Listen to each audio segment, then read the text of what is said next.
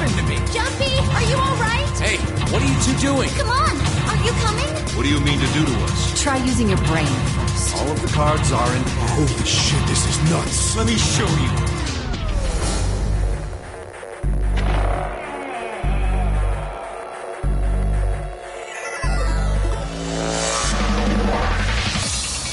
How are you feeling? I am Zero the Third, the king of this kingdom!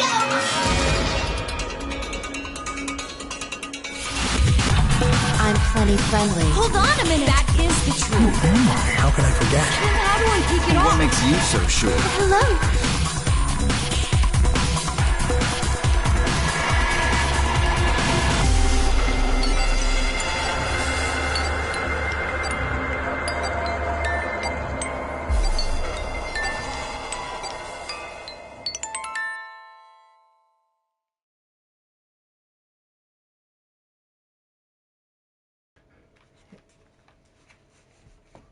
Well, this was probably a long time coming.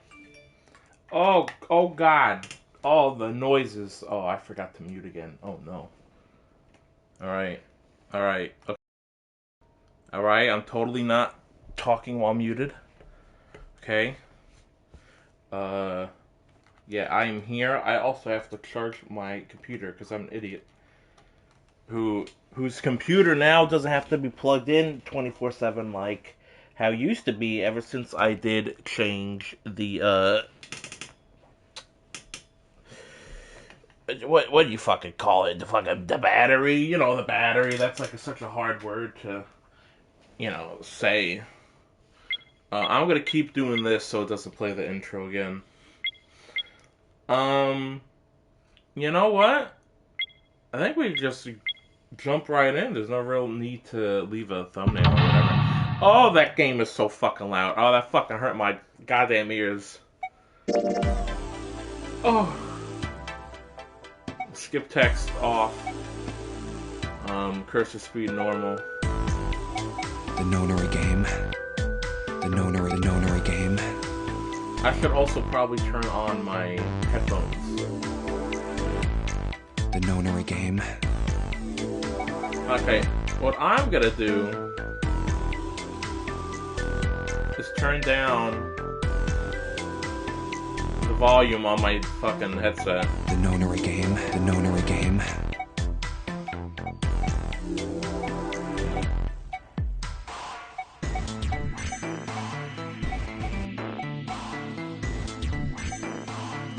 The nonary game. The nonary game. Yeah, that sounds good, I think. Does it say like that? Yes, it does. Okay, so, I have been playing Somnium Files for, I think, 3 streams or so. Yesterday was Gravity Rush's 9th anniversary, so I wanted to stream there. Hello, people.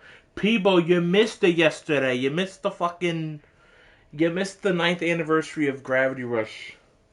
Oh, you missed it. I actually got some stuff done. We actually found Raven. Nah, it's all good. Nah, you know who even asked for you? Peachy. Peachy was like, hey, where's Peebo? And I'm like, listen, man, Peebo comes enough to these streams. I don't need him coming to every stream if he's busy. Now, I did say, like, with no ill will, I'm like, the only stream I ever wanted people to actually come and look at was probably yesterday's, and I got a good fair bit of people. Did they stay for long? Not really, but I was still happy that people came. Just so I could be like, oh, it's 9 years. Oh, you know what? I forgot this game has an intro. We can watch it. So I've been playing the Somnium games, and I was like, fuck, I'm like getting an itch to play this game again. And say, you know what? Fuck it. Where am I? You have been chosen. Ice 9. Oh no. Over 1,500 victims. Telepathic mechanism hypothesis. Or maybe it's all about the devil. Notary game. I am Zero. Seek away. Ouch. Seek a door that carries a 9. 9 hours, that is the time you have been given to make your escape. The intro so 2000s, now it is time. Let our game begin. I think that actually might be the fucking opening from the DS. I've noticed some of these intros, like the fucking actual game and menu are like fine. Like on this 4K monitor, the fucking intro was kind of it was a little bit fucking bit crushed. Looks like played at 1080p probably was like fine. Oh, cool unstable bitrate. I love unstable bitrate. Why has that been happening recently? Where it just goes unstable for some reason? It's so weird. But yeah, I been playing Somnium recently. I say, you know what? I have the hankering to play this game, and so fuck it, I'm gonna do it. I was gonna wait till after Somnium if I had the time, but I was like, you know what? Fuck it. What other games have I been playing? Gravity Rush, Somnium, which I just started. There's probably some other game I'm fucking not remembering right now, and I'm stupid. I'm reloading to see if my bitrate is still terrible or not. I'm not gonna end the stream like I did last time, because it cleared up. Just for some reason, it's whatever.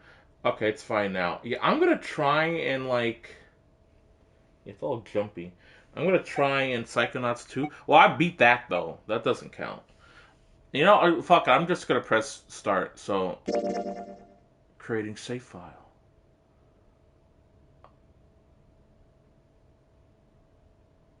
Oh yeah, new save data. I guess this one didn't carry over from the other one. I wonder why. Finished saving. This game is fiction. All names, characters, and fuck you. There are 2 modes of play, novel and adventure. You can switch in and out interchangeably.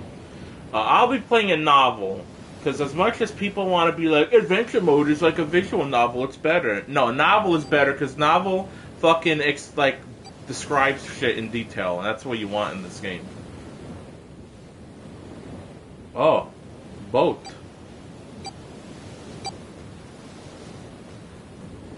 That boat kind of looks familiar. I wonder, have you guys seen this boat somewhere? Hello, my name is Igor. Oh!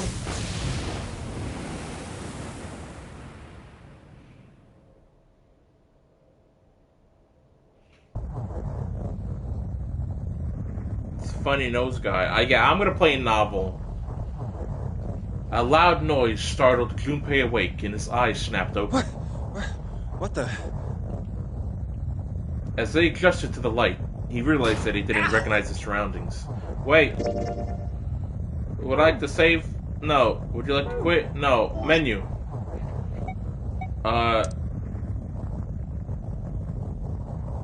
Is this...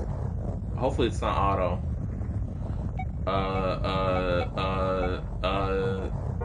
Should be good. Okay, wait, no, that is auto, fuck. With a crack, Junpei's head connected with something metal.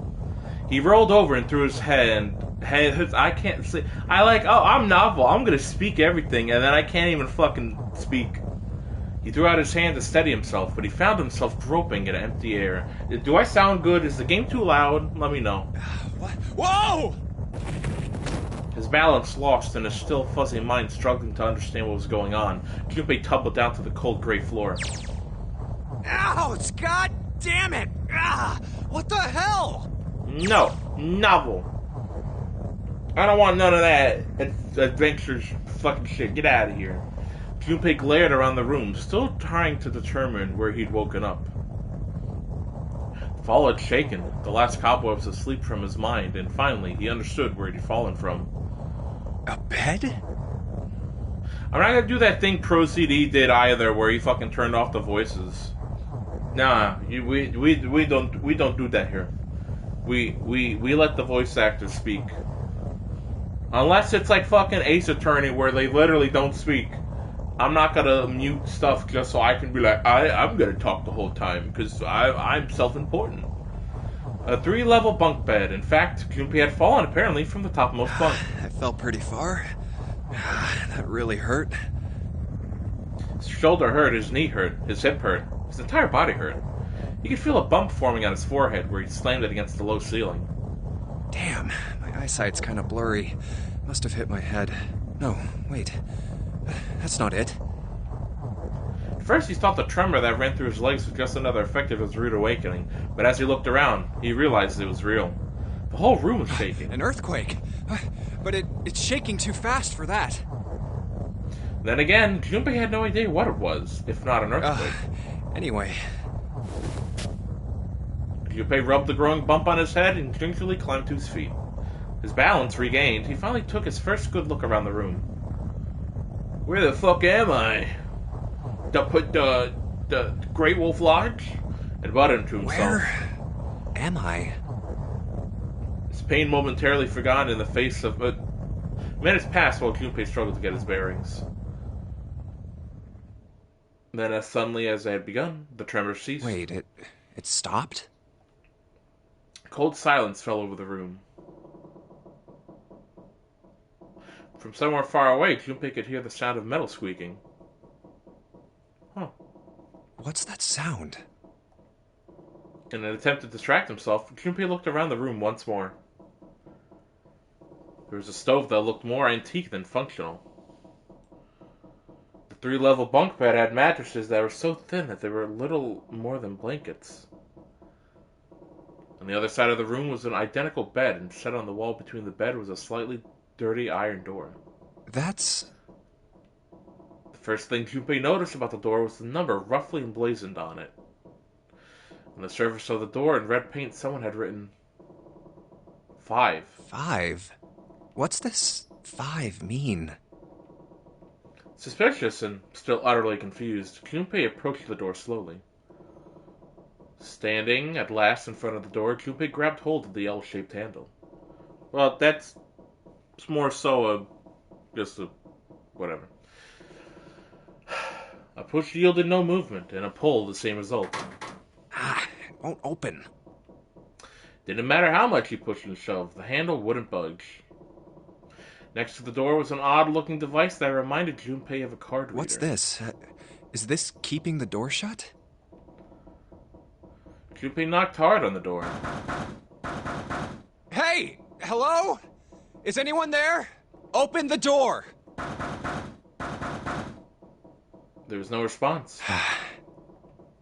Junpei threw his left fist into the door and stopped. Huh? What the hell is this? He wasn't really sure what else to say. On his left wrist was a bracelet of a sort he'd never seen before. In the center was a large LCD display. A watch? It doesn't look like one. 5. That's the same as the door. True, the numbers were the same, but he had no idea what that meant. All he knew was that it was strange and new, and he wanted it off. Junpei flipped his hand over as if to remove the watch, but... What? How do I take this off? The other side of the bracelet was solid. No buckle, no clasp, nothing. He sighed and flipped the thing back over. There were a number of rivets around the rim of the face. Perhaps... Maybe pushing something on this will work? Pushed them, but nothing happened. On the watch, they might be dials for adjusting date or time, but on this bracelet, they did nothing. Nothing. Damn. Guess I'll have to force it off. Growing more desperate, he began to tug at it. However... No good. This stupid thing won't come off. A steel ring ran from the face around Junpei's wrist and back to it and again, and that's all, folks. You want to be pulling the bracelet off any time in the near future. What the hell is the deal with this thing? Frustration and desperation were beginning to mix in as a result of the reality of the situation began to dawn fully on Junpei. So much was happening, and none of it made sense. Junpei felt as though he were about to explode. Where am I? And why the hell am I here? Why? What the hell happened to me? Whoa. My head. Pain bloomed, but he did his best to shake it off. He raised his head. Huh. It was at that moment that he noticed the window. This is... The window was round, rimmed in a riveted brass, like a window from an early 20th century ship. Hold on. Am I on a ship? Junpei walked slowly towards the window. You could see nothing beyond it but thick, impenetrable I darkness. can't see anything. Impenetrable. That means to not be able to penetrate. If only it wasn't so dark outside.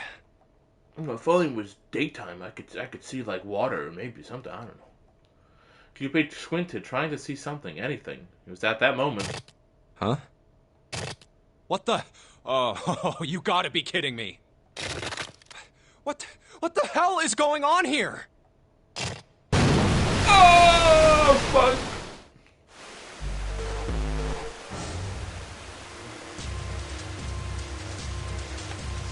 A crack split the glass of the window open. For a moment, What the hell? God damn it! No. Also, no. Why did it go to auto? God damn it. What the hell? God damn it.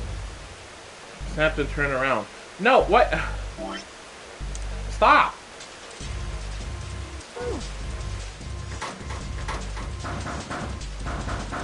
Hey!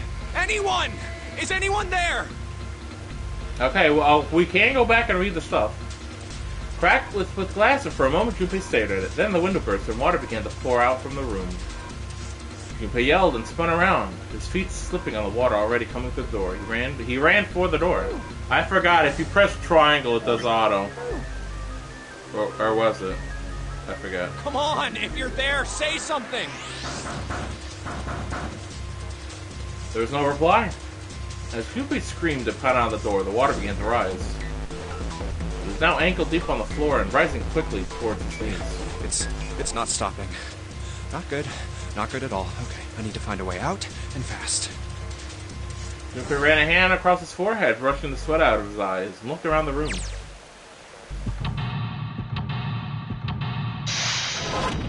Oh! Seek a way out!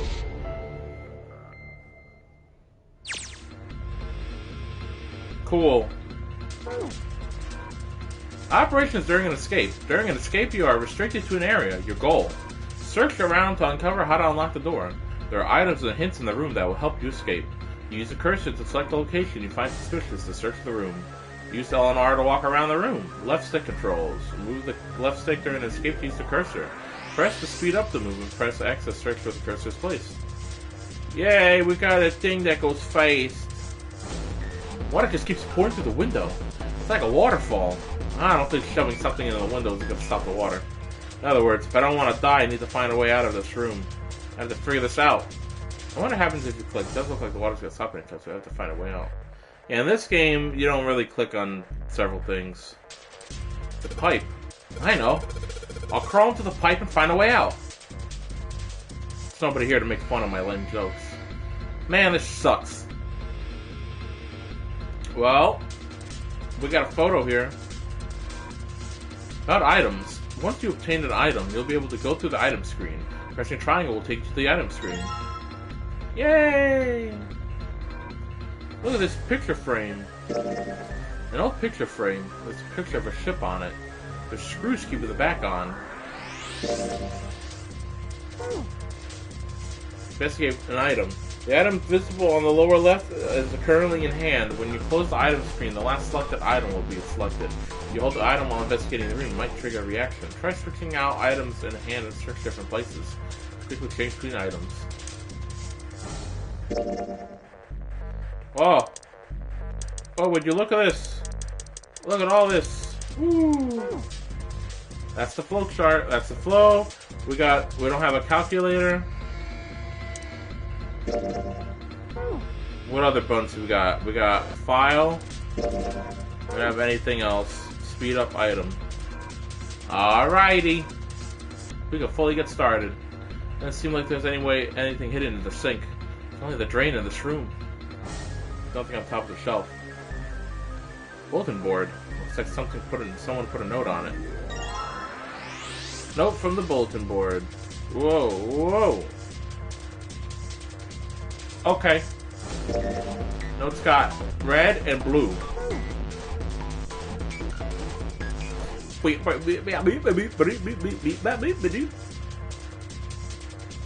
is the door to the stove. Well, it opens easily enough. Sure, if the door could get out of the way, it was easy to open. Well, that solves the mystery of whether or not the stove has been used before. What's this? It looks red. A screwdriver. Normal screwdriver. Doesn't seem to be anything special about it. But if we were to combine this with the picture frame, well, the screwdriver got those screws off easily enough, and here's the picture. Picture of an old cruise liner. Oh, we didn't look on the back. So someone wrote a bunch of numbers and symbols on the back of this picture, huh? Whoa. Hold on, I got it. There we go. And remember, we saw something about this. So if that is that, and then it would be 7. 7, 4, 6, 3. Do you ever play these games, people? Combining items. Select combine. Well, I already combined it. Fuck you. Try out different combinations of items you find in your search. Well, you should. If you like Somnium files, you probably like this game. Let's see if there's anything in here. It looks like there is. In fact, I don't know. Damn, my fucking bitrate is like weird today. I owned it for years. Wow. Well, funny enough, the newest Somnium game has escape rooms that are just like these. Well, I don't know. I'm not gonna say if they're as good or not because I only did one of them, which I barely use. Get for console, why not? A key? Yeah, there's a little blue key in the bottom of this pot. Odd. It's a small blue key. Hell yeah. Can't see the bottom of the ladder. Oh man, the water's already up to the bottom of the bed. I gotta hurry this up. I can keep looking till the cows come home, and all I'm gonna find up there is this pillow. Damn it! Is there anything else I can use? There's a blue briefcase on top of the bed. There's no dice, it's locked tight. Let's see if there's anything in the keyhole. Oh, you know what? I could try. Looks like I gotta put a number in this keyhole to number. Oh. There we go. Alright, let's see what happens if I put this blue key in the keyhole. And nothing. I guess I'm gonna need some sort of code for the dial. Minigames. During an escape, your investigation may trigger one of several minigames. All operations for the minigames are done by using the stick and X. While others only require you to apply the right object or touch the right thing. Touching the dial will cause it to move to the next number. Enter 4 numbers of swing, then touch the key. If the number is correct, it will unlock. Let's just click a random number.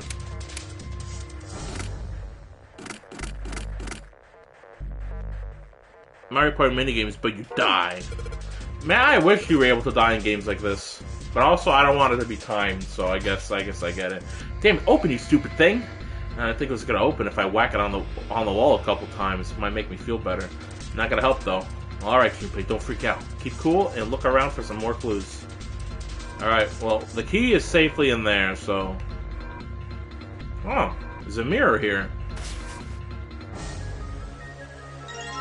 Small key, red. Should probably hold on to this key. Junpei grabbed the key and shoved it in his pocket. He intended to leave immediately, but something stopped him. His reflection stared back at him in the mirror, but he had scarcely recognized himself. Oh, what's up with my face? And whenever there's a photo, I'll show it off. What's up with my fucking face, dude? His confusion was well justified. I look like a zombie. His face was drawn and pale, and the dark circles under his eyes made him look as though he had nearly dead. What the hell happened to me? How did I end up here? I left work, headed back to my apartment, and...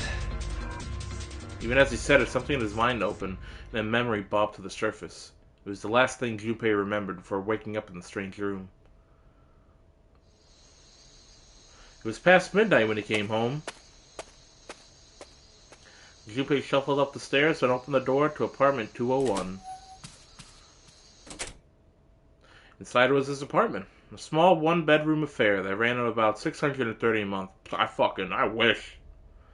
He moved into it when he entered college, and so far he'd been there for 3 years and 7 months. Not like anyone will respond. He stepped inside and turned on the lights.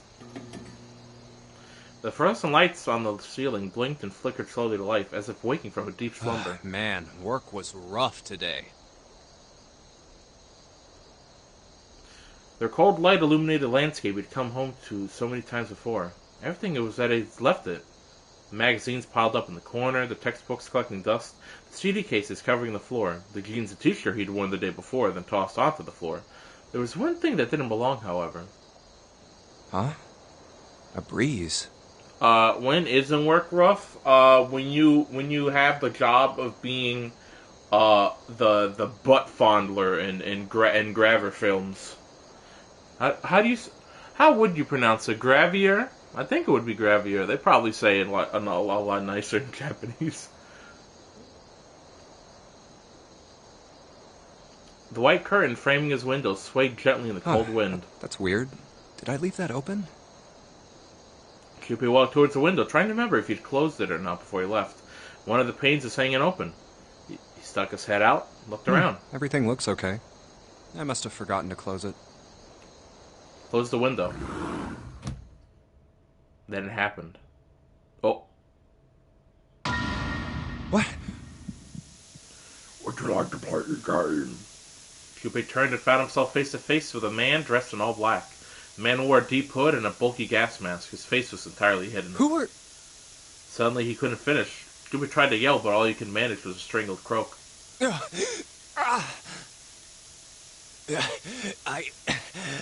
can't... Junpei collapsed on the floor, a crumpled heap of limbs like a discarded puppet. Too late. He noticed the white smoke that was quickly filling his apartment. A small object, shaped distressingly like a grenade, sat on the floor in front of his face, hissing. The white smoke poured out of it at an incredible rate. The smoke had grown so thick that the details of Junpei's apartment began to fade into the white haze. He could feel his mind begin to fade as well, a white haze that was not the smoke creeping into the edges of his vision. Consider this a privilege. You have been chosen. A rasping voice wormed its way out of the gas mask. It was cold and harsh and distorted in some way Junpei could have put his You finger are on. going to participate in a game. The memory game. It is a game where you will put your life on the line. That was the last thing Junpei remembered. The white smoke overpowered him, the masked man faded from his vision, and he felt his consciousness fall away into the mist. That's right. That guy with the gas mask. That son of a bitch must have taken me here. When I get my hands on him... He ground his teeth into frustration and strained to remember anything about his attack Well, I figure. guess there's no way to know if that was a man or not. The voice had been cold and mechanical, likely passed through a voice changer, and the body had been covered in a thick cloak. Just who was that? They said, you have been chosen. What it might mean, that was What beyond the hell him. is going on? Why me? Oh yeah, the fucking...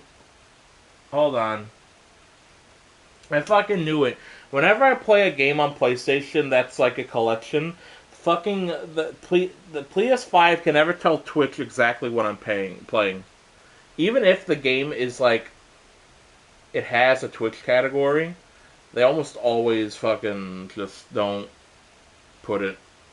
Like, I played the Metal Gear, I think, collection, even though those have different launchers, and like, it was like, I don't know what he's playing, it's a mystery to all of us. You are going to participate in a game. The memory game. It is a game where you will put your life on the line. Okay, I will put... Do I want to put Okay, I'm going to put Zero Escape just for now.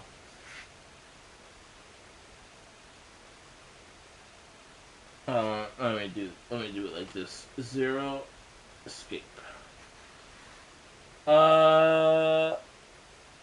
I want to do Zero Escape 9 hours, 9 persons, 9 doors, or do I want to do 9 hours, 9 persons, 9 doors?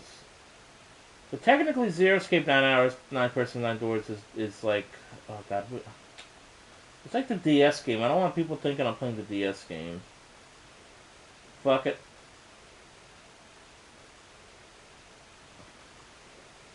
Why not? The nonary game. Huh. What the hell is a nonary game? That's what I said. With his yell, Junpei drove his fist into the mirror. I forgot if you can go back and...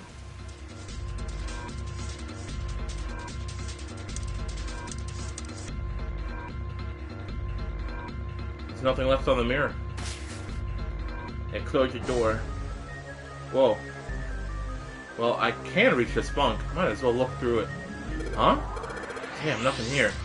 What about down here? What about under this blanket? I can't bring myself to call this a bed. It looks like a board with a sheet on it. It's pretty flat. Just like my ex. Memo from bed. Hell yeah. So this one has different numbers. But this one has different. Now, I remember what the puzzle is, so I'm not gonna, like, play around and be like, oh, I don't know what to do. So let's try and open this. Now, you see how it goes from blue to red, and then this one goes from red to blue? Well, if you're smart, you'd think, okay, well, I'll try the number, it didn't work, but what if I put both of the blues together? And so instead of this being, what is it? Square... Instead of this one being 0285, right? We can instead try 0263. Yeah, that's a puzzle. 0263. That's what I like in my puzzle games. It's not just like do quick math and then you win and you leave. It's like, no, you really gotta think. You gotta use your brain. Alright, let's see if these numbers work. Turn to the key and hey, it looks like it's working. Yes. Alright, let's open it up. And yes, it opened. Looks like there's something in here. What is this? A file? Looks like there's something in this briefcase. Is this some kind of file? Yeah, I'm trying to... Oh, you want me to click this thing? File screen. If you... What? Press to open the file screen. Alright, let's see what's in this file. Digital root. Let's see here. Compute a digital root with the following steps. First, add all numbers in question to one another. If you end up with something greater than a single-digit number, then add the digits to one another. For instance, if you have a double-digit number, add the number in the tens place to the number in the ones place. Keep adding digits in this manner until you have a single-digit answer. That final single digit is your digital root. Example, the digital root of 678 would be, okay, well, you'd go 8 plus 6, which is, like, okay, you're gonna, this game is gonna show how dumb I am, because, like, I can't, goddamn, I used to be able to fucking do, like, addition and subtraction, and this is, like, fucking easy shit, but, like, on the top of my head, I'm like, oh, whatever, you know what I mean? So it'd be like,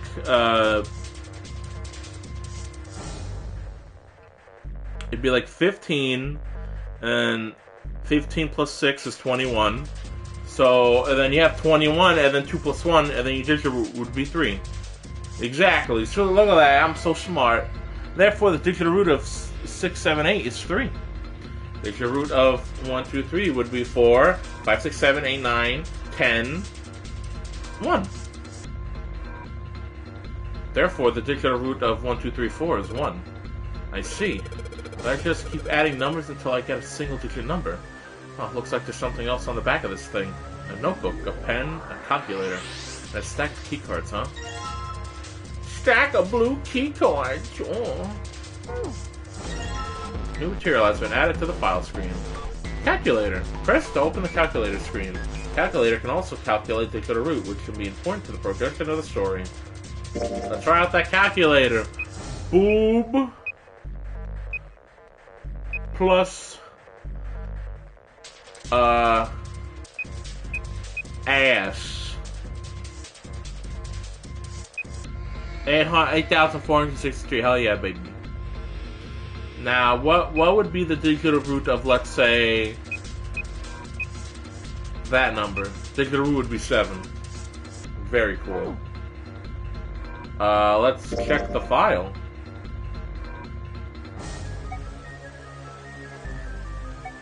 Okay, I guess we can... okay, map screen, yeah, whatever. Calculator controls, we know how to do that. Flowchart, escape tips. Press thing to escape. You can switch items on the item screen. Combining items. Mini games. Flowchart. You can jump to different places in the story by using the flowchart. Both story segments and escape rooms can be viewed. The choices you make in the flowchart will affect your story progression. What does that mean, off? Oh.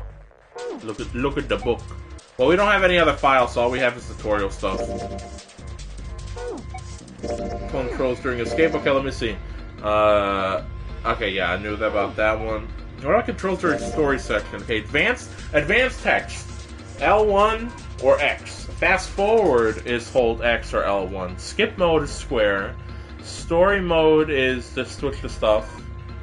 Is there like a fucking thing to show like what the fuck? Why does it keep turning auto on? Special functions. Save flowchart. God damn, that options like text looks so fucking bad. I don't think this game was made for 4K. I think the fact that it's in basically 4K now, or at least displaying on a 4K screen, it's like ooh. I was scratching my ear. Also, I'm gonna try and stream as much as I can this weekend. The thing is that starting Saturday night, we're gonna get a big snowstorm around here, so it's gonna kind of be bad around here.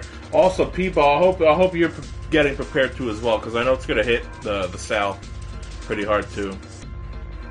Don't say, "Oh my man, you're part of this problem. You're part of this situation too."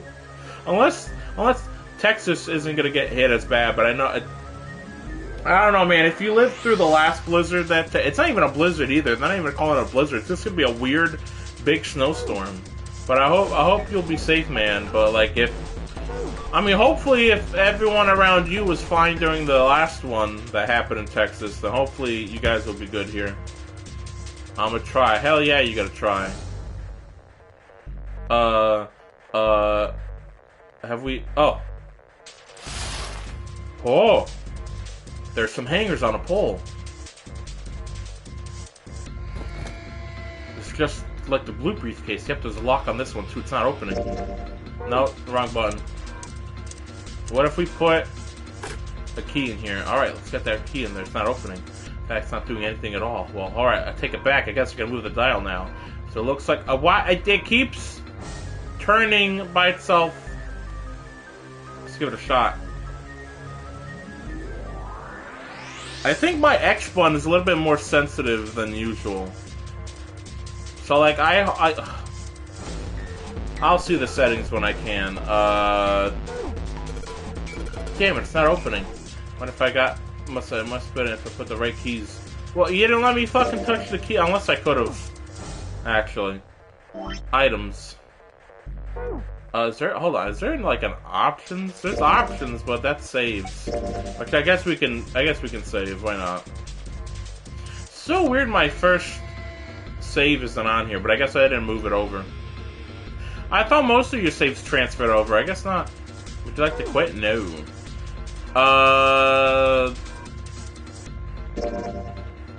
There's like no... You'd have to go to the... You'd have to go to like the main menu to, I think, do that, right? Okay, let me see. What does down do? Okay, down's novel. Why am I an idiot? What does up do? Okay, that does up. Also, you can click these ones if you're so inclined. What about map screen? Because map screen, no. Okay. Alright, let's solve this puzzle. Alright, so we got top left Then we got bottom right. Top left, 2. No, hold on. Yeah, top left, 7, 7, 4, 7, 4, and then, top right square. 7, 4, 8, 5?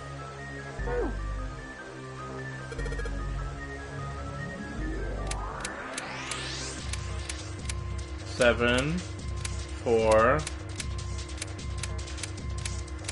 8, 5. Now, I'm not gonna sit here and say like, oh, this port is like the best.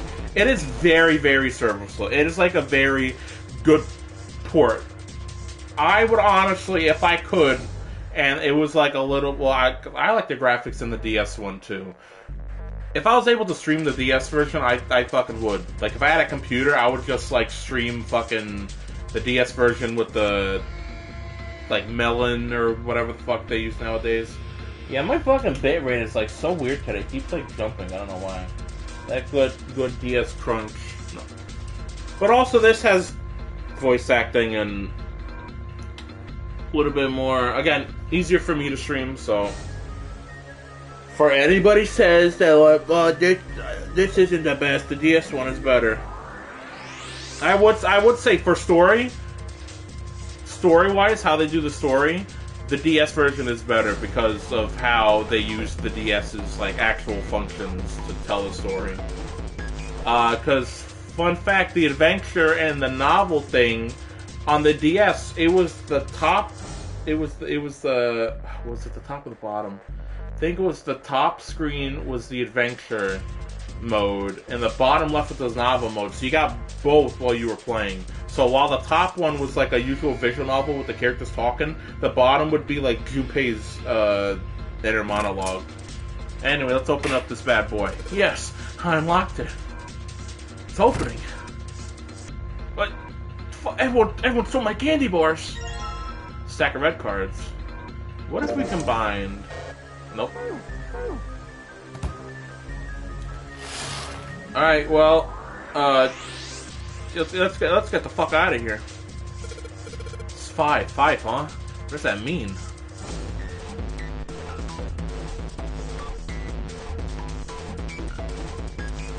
Cards with numbers on them. I'm pretty sure that's where I'm supposed to use them. Alright, let's play these cards and see if they work. And...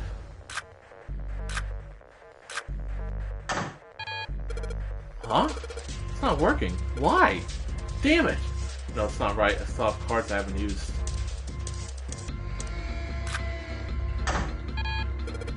Damn it! Not again. There aren't many more cards in here. I've only got one other hint. Of course, the files. The file says something about a digital root. Digital root. Digital root, huh? What am I supposed to do with the... There's a 5 on the door. Do I have to get a digital root of 5? I'm not sure about this. Whatever, it's worth a shot. Let's see if this works. I'll just slide the cards that give me the digital root of 5 to the reader. Operating. Use to select 3 cards. The digital root of the selected card will be displayed. Selecting reset will deselect all corners selected cards. After you use the device.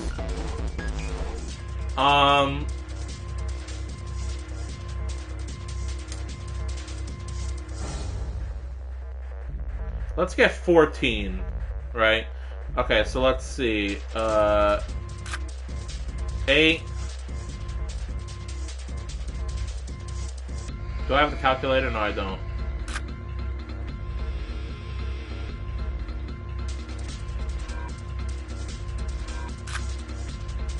No. 8, 7. No. 6, 7. 1. Yeah, 6, 7 actually helped. Let's go. Alright, I think it's gonna work. There we go. New noise. Huh? Did I just unlock? Well, that light was red, but now it's blue.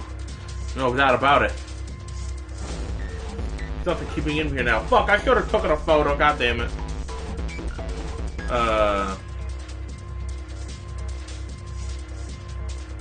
There's nothing keeping me in here now. Time to go. Wait a minute, hold on. Clip on your PS. No, I need to take a photo of it. Would you like to save? No. Would you like to quit? Yes. This will also... Okay, skip text is off. Cursor speed, normal. The nonary game. The nonary game. I'll have the music a little bit louder. Okay, we can continue because I did save. I did save right before that.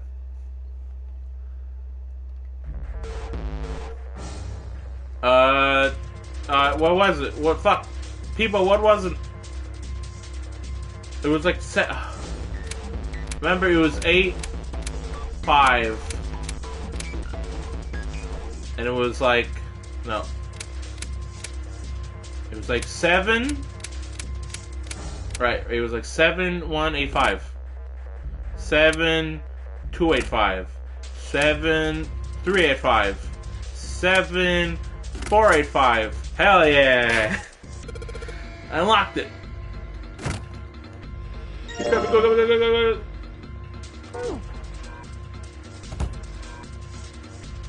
Oh wait, I was trying to skip it, but because I'm playing this technically for the first time again, it's not doing it. Oh, fuck. Go. Do it. Fuck. It's not working. Why? Oh. I gotta need to use the other colors. Fuck me. Oh, particular route. Oh. Operating. Particular route.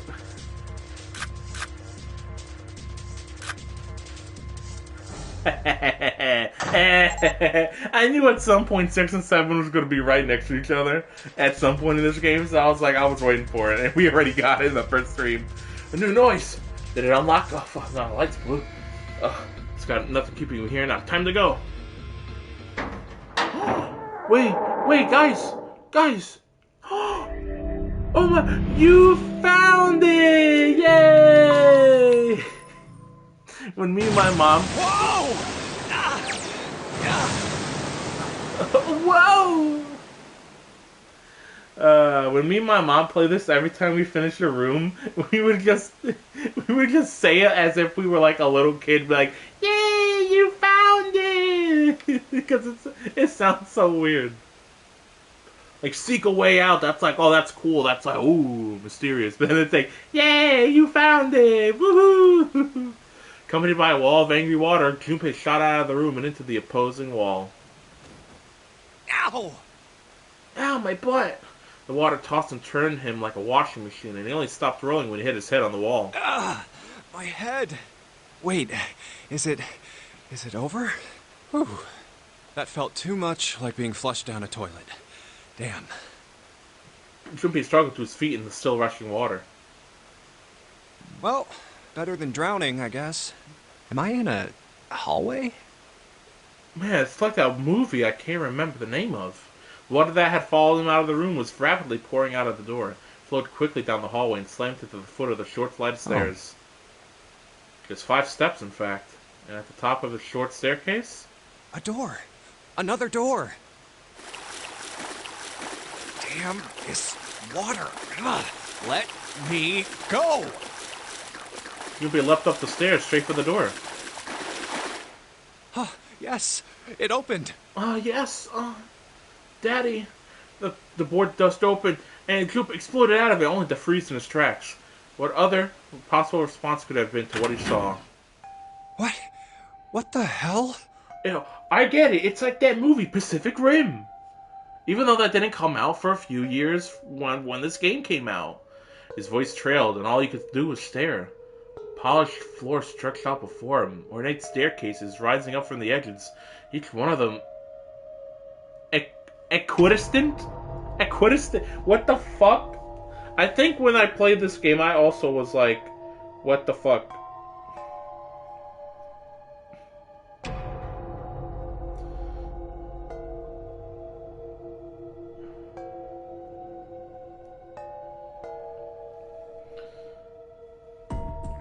We're gonna do some word searching right now.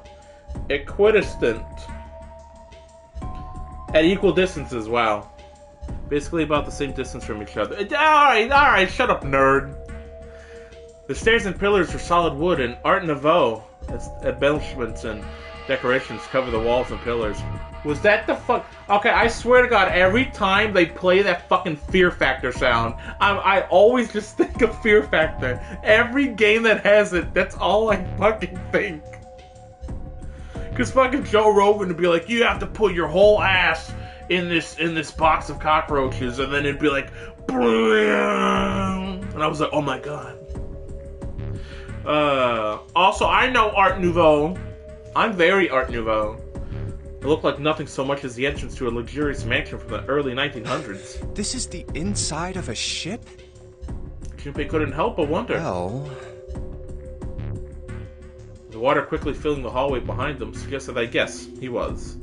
As he looked, a fresh wave rolled out of the room he'd been gathering speed as it moved towards the stairs. Yeah, that's what I thought. This is totally, Wait, what the hell? A wave? Oh, shit! Shit! Okay, I gotta get out of here. You should be spun around as wet shoes squeaking in protest on the polished floor ran towards the tremendous staircase in front of him. Oh, fuck, we gotta go. C-deck. C-deck. I see Dick.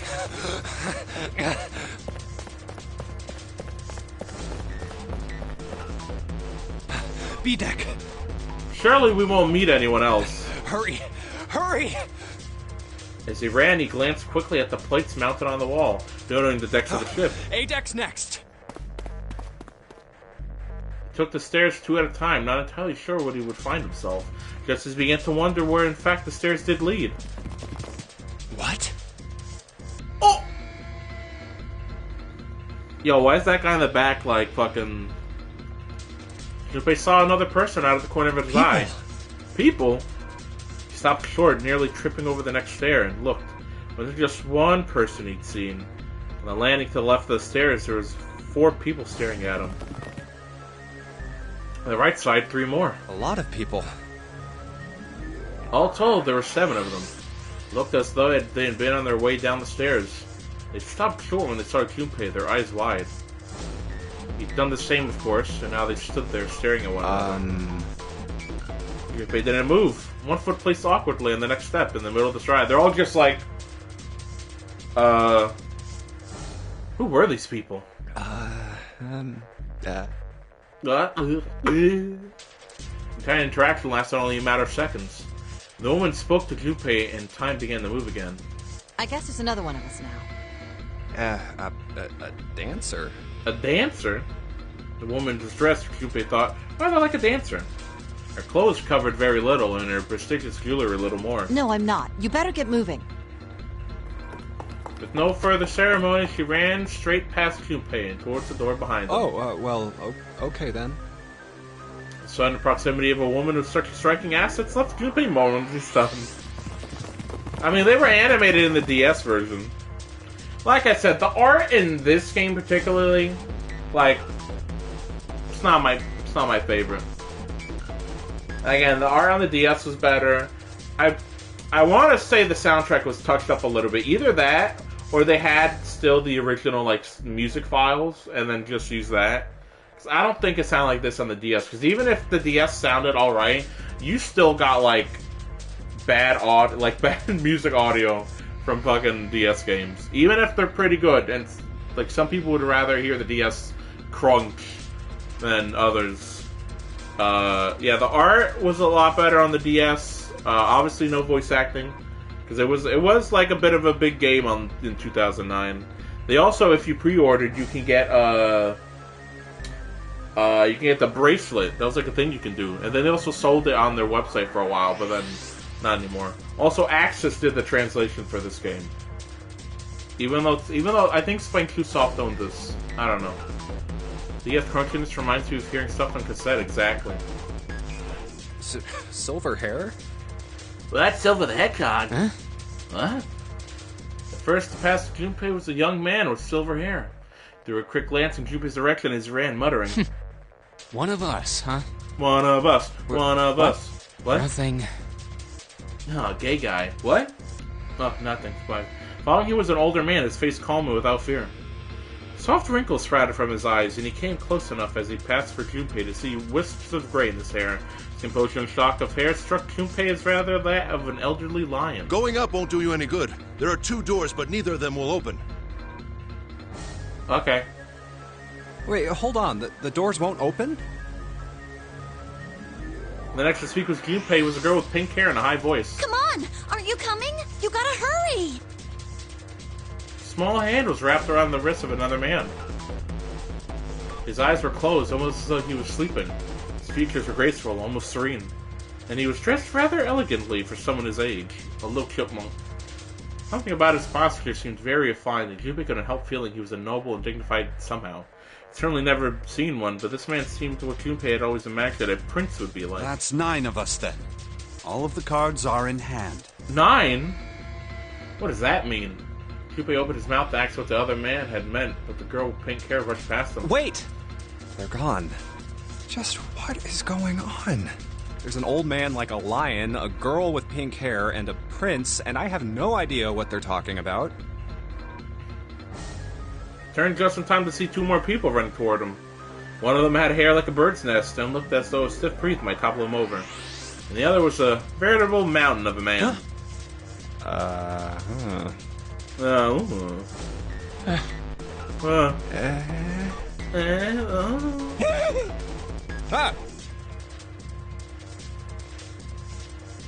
The scrawny one scuttled past Junpei as though he was running from What's something. that all about? Hey! What the hell are you just standing there for? Didn't you hear him? The doors on A deck are no good. We gotta check the doors on B deck. Got it? Now go! Before he had a chance to respond, the man laid a massive hand on Junpei's shoulder. No more effort than Junpei would have used to brush aside a fly, the man shoved him out of the way. Whoa. Thrown off balance by the man and recent events, it took Junpei a few steps to get his bearings. Finally regained his balance and looked up at what the other 7 had been running Hey, towards. man! That was dangerous! Huh? There were 2 pairs of large iron doors set into the wall in front of him. They looked quite sturdy, and each had handles jutting from them. Ran across the surface of each door in red paint was a number. The number on the right. 4. And this one says 5. They're the same. The guy Junpei had decided to call Silver was mumbling to The himself. room I woke up in had a number on the door just like that. You too, eh? With an arched eyebrow, the lion looked over at My Silver. cell was the same. A number upon the door.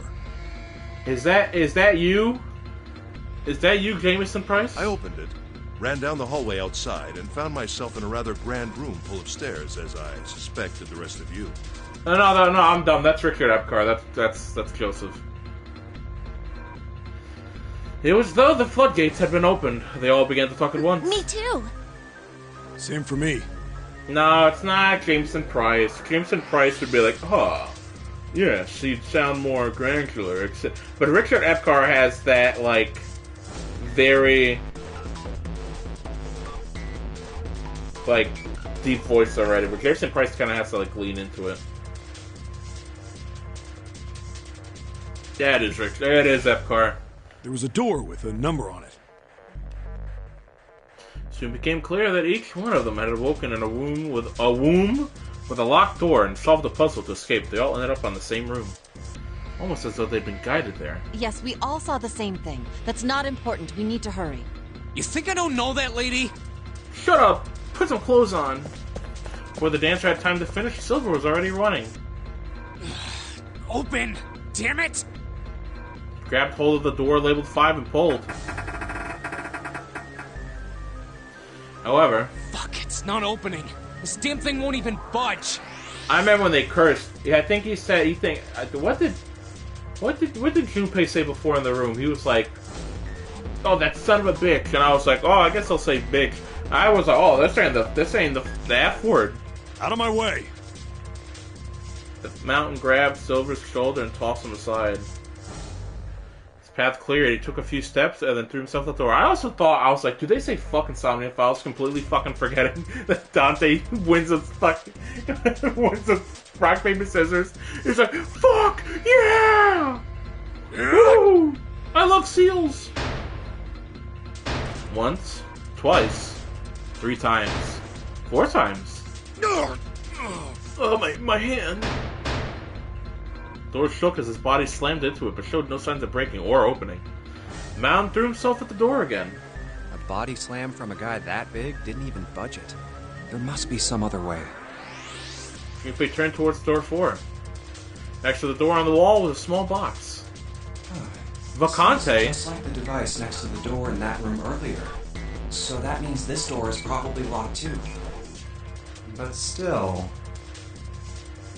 He had to check. Junpei grabbed the handle and threw all of his weight onto it. It was locked as tight as the door next to it, as he expected. Junpei punched the door. It did not respond. Oh, that hurt! Any other doors? Barely finished the thought when the C-deck plate he'd passed on his way up sprang, unbinding to his mind. His body moved before he had time to think.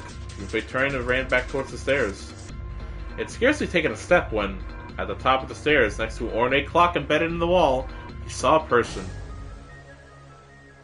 Whoa. It was a girl. She looked to be the same age as Junpei. He froze, unable to look away from her face. He wasn't confounded by her beauty or something equally silly. No, there was another reason he couldn't take his eyes off the girl. Junpei had seen her somewhere before. He couldn't quite remember where, but he knew. He knew he'd met her before. The girl, too, stared at Junpei, similarly stunned. Her response suggested she'd seen him before as well. Huh? Without saying a word, Junpei walked slowly towards her. She didn't move. It was almost as though she was held in place by some sort of magic spell. As Junpei stepped onto her landing, the spell broke. No sooner had he set his foot down than the whole ship shook a second time. The quake caught the girl in prepare and she fell. Watch out! Moving on instinct, Junpei left to catch her. Or so he thought. Oh. Her face was far closer than it should have been, mere inches from his own. Yeah. He was flat on his back. She had landed squarely on top of him. The girl seemed as confused as he did, and her face suggested she still hadn't fully recovered from seeing him. For a moment that seemed to stretch on for a long time, they stared at one another. The ship stopped shaking. Everything went quiet. Water could be heard from the bottom of the ship, lapping faintly as walls and ceilings, but eventually that faded as well. The silence was complete, a thick muffling blanket. You notice how sometimes they turn the adventure mode off because they want you to read some of the stuff? At last, the girl opened her mouth. Oh my gosh! Is that you, Jumpy? Jumpy? Jumpy? Her words echoed through Junpei's head and suddenly his memory returned. Akane. Why hadn't he realized it before? The girl was Akane Kuroshiki. She and Junpei had been friends in childhood. They'd gone to elementary school together for 6 years. But what was she doing on the ship? Her soft eyes was only inches away from his own. He could feel the warmth of her face. Feelings he'd thought long forgotten began to work their way to the surface. He could feel his face heating up. At that moment... Ow, my ears!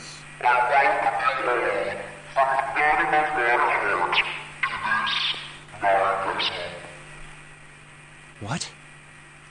What's that voice? They hurriedly untangled themselves from one another and struggled to their feet. Hey, you guys fucking over there? Their 7 companions had heard the voice as well, and many of their faces had gone pale. They looked around frantically, desperately to locate the source of the voice. At last they found it, a speaker set in the ceiling.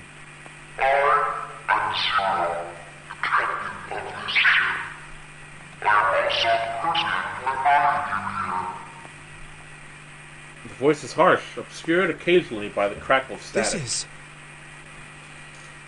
Junpei recognized it. Zero Drakengard? No, maybe. How could he have forgotten it? That guy in the gas mask! Hey, asshole! What the hell is this? Come on out here. I want to get a look at you. What do you mean to do to us? A nonary game.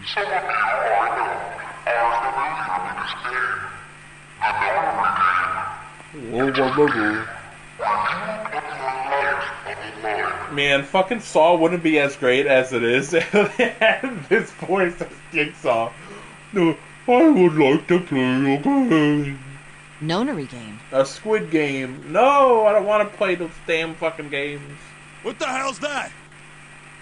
I hope you like escape room flash games. The voice continued, implaceable.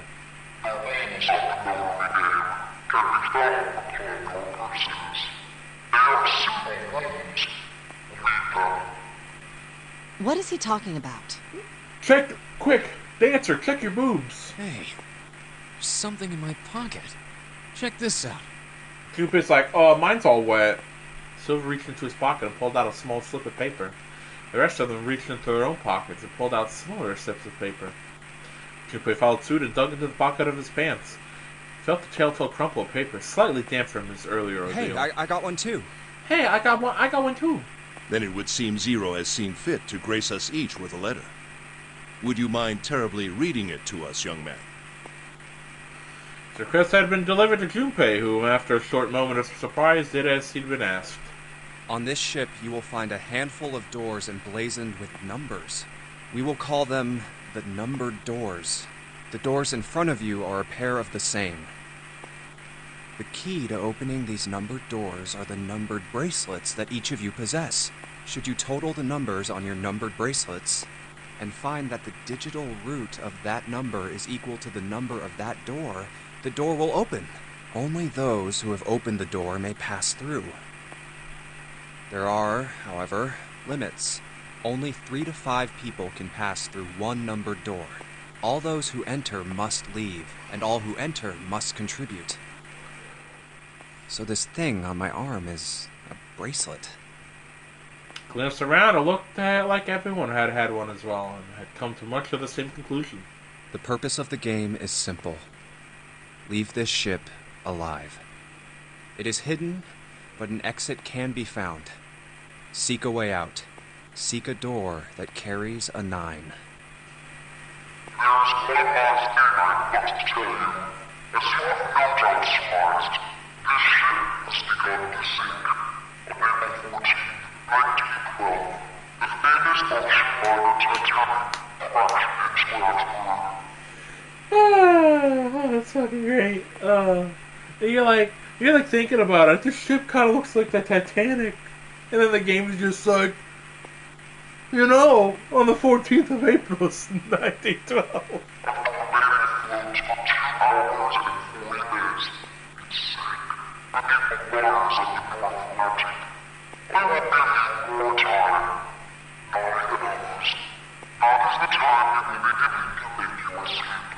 Wait a minute. 9 hours? 9 persons? 9 doors? The voice finished and the speaker went silent. Bing, bing. I hear a bell. I think it's coming from over by the stairs. It's the clock telling us the time. Oh. Everyone had their eyes on the antique clock embedded in the wall. 7. Hey, goddamn, we were so close. 9. The sound of the 9th bell faded away. The 10th never came. It rang 9 times, so 9 o'clock then? I think it's 9 p.m. I couldn't see anything when I tried looking out the window earlier. It has to be nighttime. If that is the case, then we would need to escape by 6 a.m. tomorrow.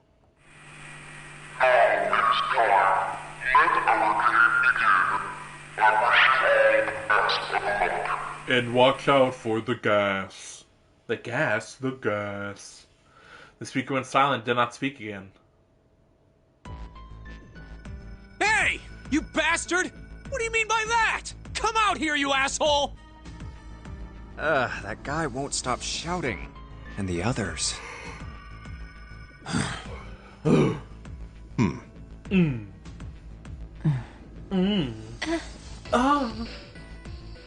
Whew. Whew. Junpei too was consumed by his thoughts. I have way too many questions. Who is Zero? What's the nonary game? What's it for? Is he some nutjob just doing this to mess with us, or does he have some other purpose? And why is she here? And why pick me to be part of this insane game? And the others? Why are these 8 people here? And the most confusing of them all. Why is Akane here? I haven't seen her since elementary school. Why her? Why now? Coincidence? No. There's no way. There has to be a reason. I don't know what exactly, but there has to be.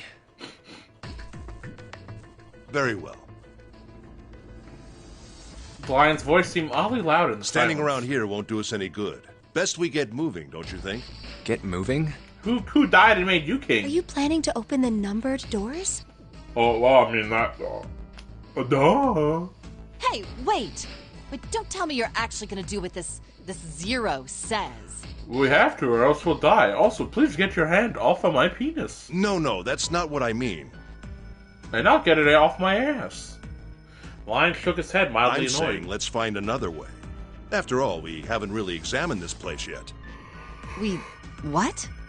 Where have we not looked? Everyone searched A deck already, right? That's pronounced deck. Yeah, we were kind of in a rush though, so we probably missed some things. Why don't we check out the lower floors first? Sorry, man, I can't see your eyes, bro. We should see how deep this place goes. I can work with that. Then let's go. Now my eyes are all watery. Whoa! What the hell? It's completely submerged. Oh, it's a good thing I got out of there. Damn. If the water level keeps rising like this, we're all gonna drown. No, I don't believe that's something we have to worry about. Clearly drew his hand across it. See? The water's not flowing. That means the origin of the water has been stopped. Perhaps this Zero fellow has used some sort of remote control to seal a watertight door lower down. He said that our time limit was 9 hours. In other words, this water won't rise for 9 hours. Then you're saying we won't sink till then? Well, that may be a little too optimistic. No point to wishful thinking. That's depressing. If we don't determine a way to advance from this point, we are stuck on A deck and C deck. Looks that way. Hey, hold on. How about we check C deck before we jump to any conclusions? We might find something there. Oh, you think? You're right. I think we should look at the metal doors by the big staircase, too. They're pretty suspicious. No numbers on either door. And I don't see an authentication device either. Why are you so happy about it? Nope. It's locked. Dang it! This one too. Damn, none of the doors are opening. Fuck. Hey guys, over here. There's another door behind the stairs. There is? This one doesn't open either. We'll see about that. Hey, old man, give me a hand. Using force, I see. Let's give it a try. Oh, using force, I see. You're a smart fella.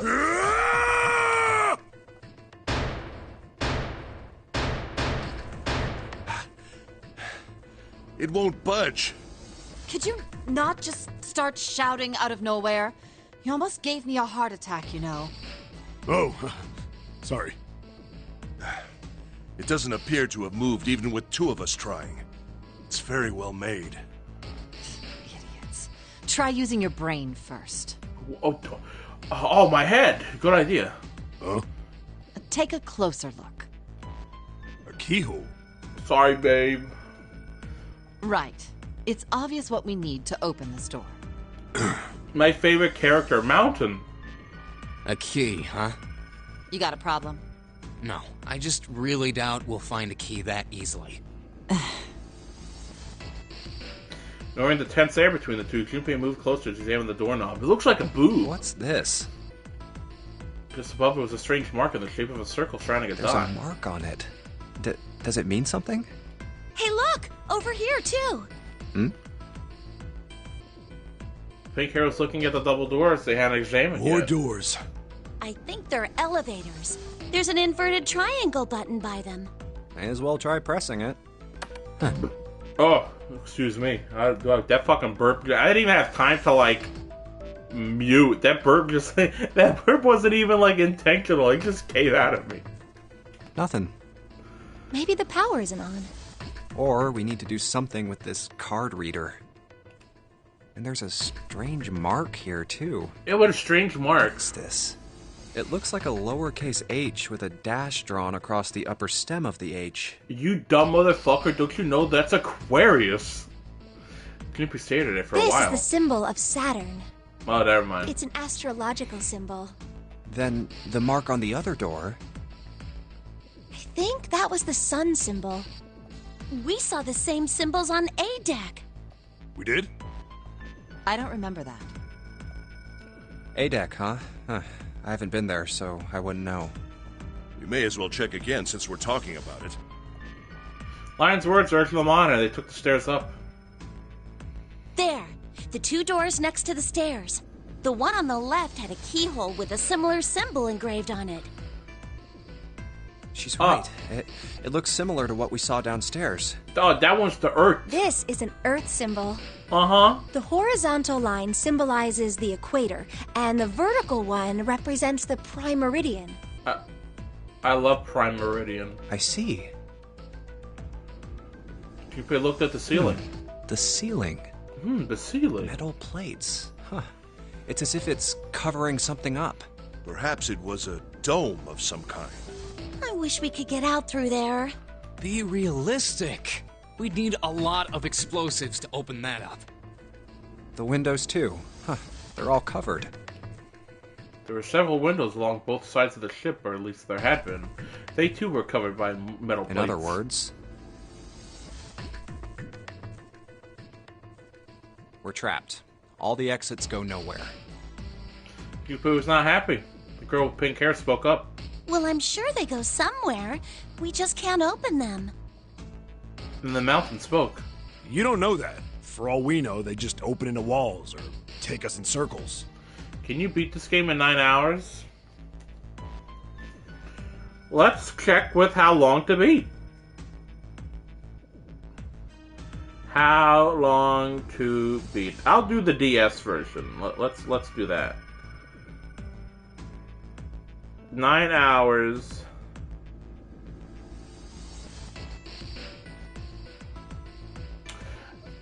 The main story is in fact 9.5 hours, but if you want to get everything, it's about 20 hours.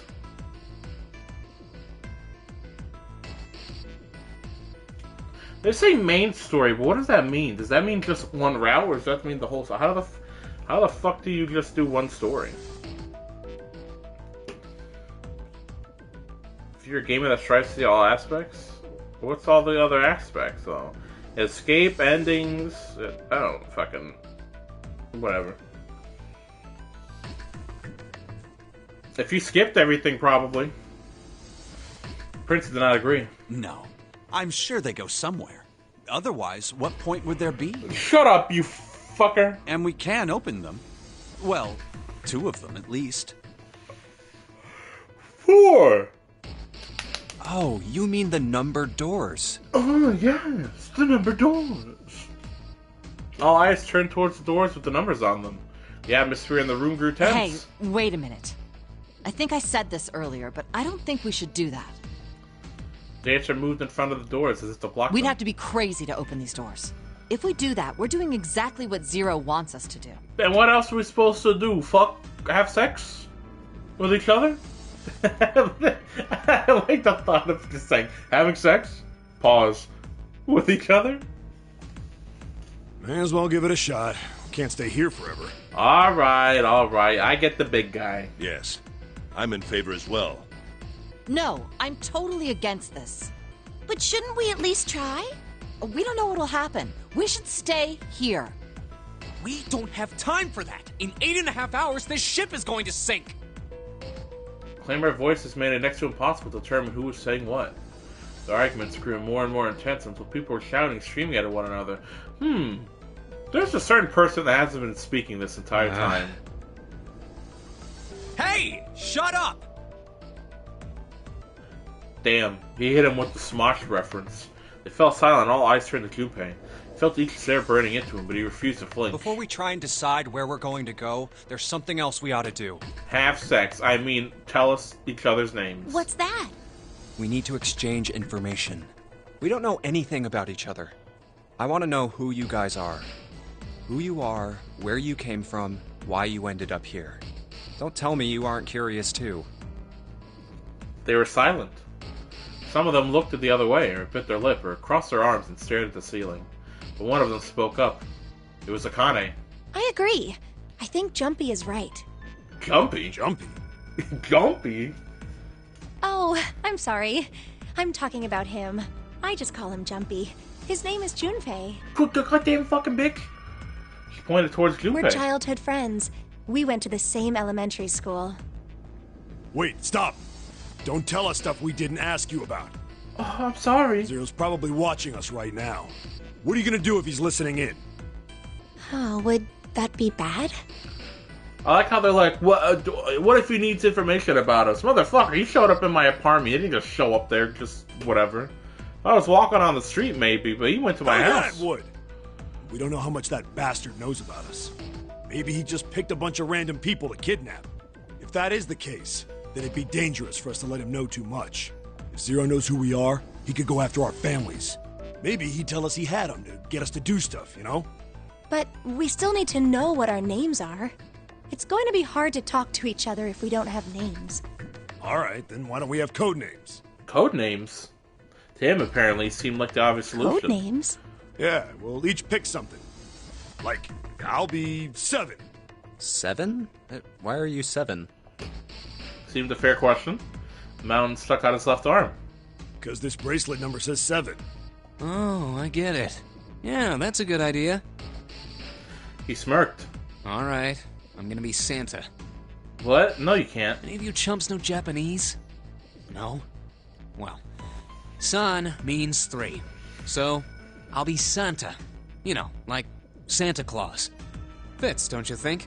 No. I think that's stupid. You're an idiot. And you look like a twink. Then your Which bracelet I'm number into. Is 3. Yeah, it's got a 3 on it. Good job, Grandpa. Don't be mean to him. Fuck you, Sean Chiplock. Fun fact, this guy's the voice of Pewter, by the way. Just like the mountain had done, Silver thrust out his left hand. Sure enough, the face of this bracelet said 3. Very well then. I'll go next, shall I? My bracelet number is 1. Given that, I think Ace seems appropriate. I'll be Lotus then. As I'm sure you all know, it has 8 petals. Shut up, bitch. Which means, of course, that my bracelet number is 8. I would appreciate it if you would call me Snake. Nah, we're gonna call you either Boobs or Infinity. Snake? Oh, nice. My bracelet number is 2. Since Ace has chosen cards, then I choose dice. Snake eyes, clearly. Which is particularly relevant given that I am blind. Oh, a funny joke. What? You can't see? I knew it. We're calling you Lemon right now. He kept his eyes closed during the entire deal, which I guess is something strange, but here it's said so casually. It was something of a surprise. Everyone seemed a little nervous at the prince's proclamation, but no one seemed to know how to react to it. Me next! There was one person, however, who didn't seem to be surprised in the least. The girl with pink hair. I want to be Clover. You know, like a 4-leaf clover. Good luck, right? Looking almost bored, she held out her left hand. The face of her bracelet showed the number 4. They'd come around to Junpei. He held out his bracelet. Alright, my number's 5. So I'm gonna do it, and then they're gonna tell us that, like, no, we already know your name. Chump. You fucking chump, you loser. So my code name is gonna be... Why have one? It's not like there's any point to it now. The answer cut him off in mid-sentence. I mean, we all know your name already. You're Junpei. Oh, yeah. He's like, oh, yeah, okay. They all nodded. I wish you could hear the voices again. I think in the next game they have a log where you can do that, but not in this one. Yeah, we have the menu. We have file, which we don't have anything yet. We got the calculator, flow, save, and then we got, yeah. They all nodded. Kane stepped forward nervously. Then you should all call me by my name, too. Because, I mean, it doesn't seem... It doesn't seem fair to Jumpy. You're thinking it's not cool for you to hide your name after you told us his. Kane fidgeted it awkwardly. Jumpy decided he had to do something. What's your bracelet number? It's 6. She hesitated for a moment, then held out her left hand. As she'd claimed, the bracelet's number showed her 6. Junpei looked at it for a moment and thought... Alright then, why don't we call you June? June? Yeah, you know, it's the 6th month of the year. So you're June. Jumpy? Connie kneaded her hands and looked up at Junpei. I called him Junpei. God damn it. She's infecting me. Uncertain. Fuck. He smiled back at her reassuringly. Are you good with that? I mean, I guess. Yeah. She thought about it for a few more minutes and seemed to come to a decision. It gave Junpei a small nod. Okay then. Their names decided, Junpei ran over them quickly in his head. So this is how everyone breaks down. 1 is Ace. 2 is Snake. 3 is Santa. 4 is Clover. 5 is me. 6 is June. 7 is 7. And 8 is Lotus. That means 8 of us have revealed our bracelet numbers. The only one left is... That guy. Glasses guy with hair like a bird's nest. Yeah, he hasn't said anything this entire time. You haven't said a thing so far, have you? His skin was pale, his breathing was heavy, and he was soaked with nervous sweat. His behavior seemed very suspicious, or perhaps simply emotionally unstable. It was difficult to tell. Whatever the case, it seemed clear he only had a fingertip's worth of a grip on his sanity. The girl with pink hair, Clover, walked up to him slowly. She put her hands on her hips and eyed him suspiciously. What number are you? Didn't answer. His bloodshot eyes twitched from person to person, and his breath came in hot pants. Hey, I'm talking to you. The man licked his dry lips with a shaking tongue and spoke with a voice like old paper. Isn't it obvious? There are 9 people here, and you know who numbers 1 through 8 are. All right, Liquid Snake, I'm the give it only up. one left. So you're 9? Yeah. He extended a trembling arm. The bracelet did indeed say 9. Clover looked at it contemptuously. What's your code name? Code name? What do you want us to call you? We all made up names. You should too. I don't need one. Why not? Because I am not gonna stay here with you. He took a shuddering breath and exhaled. Clover looked at him with something very like disgust. You've got some sort of plan? I do. Yeah? What's that? You sure you want to know? Yeah? All right, let me show you.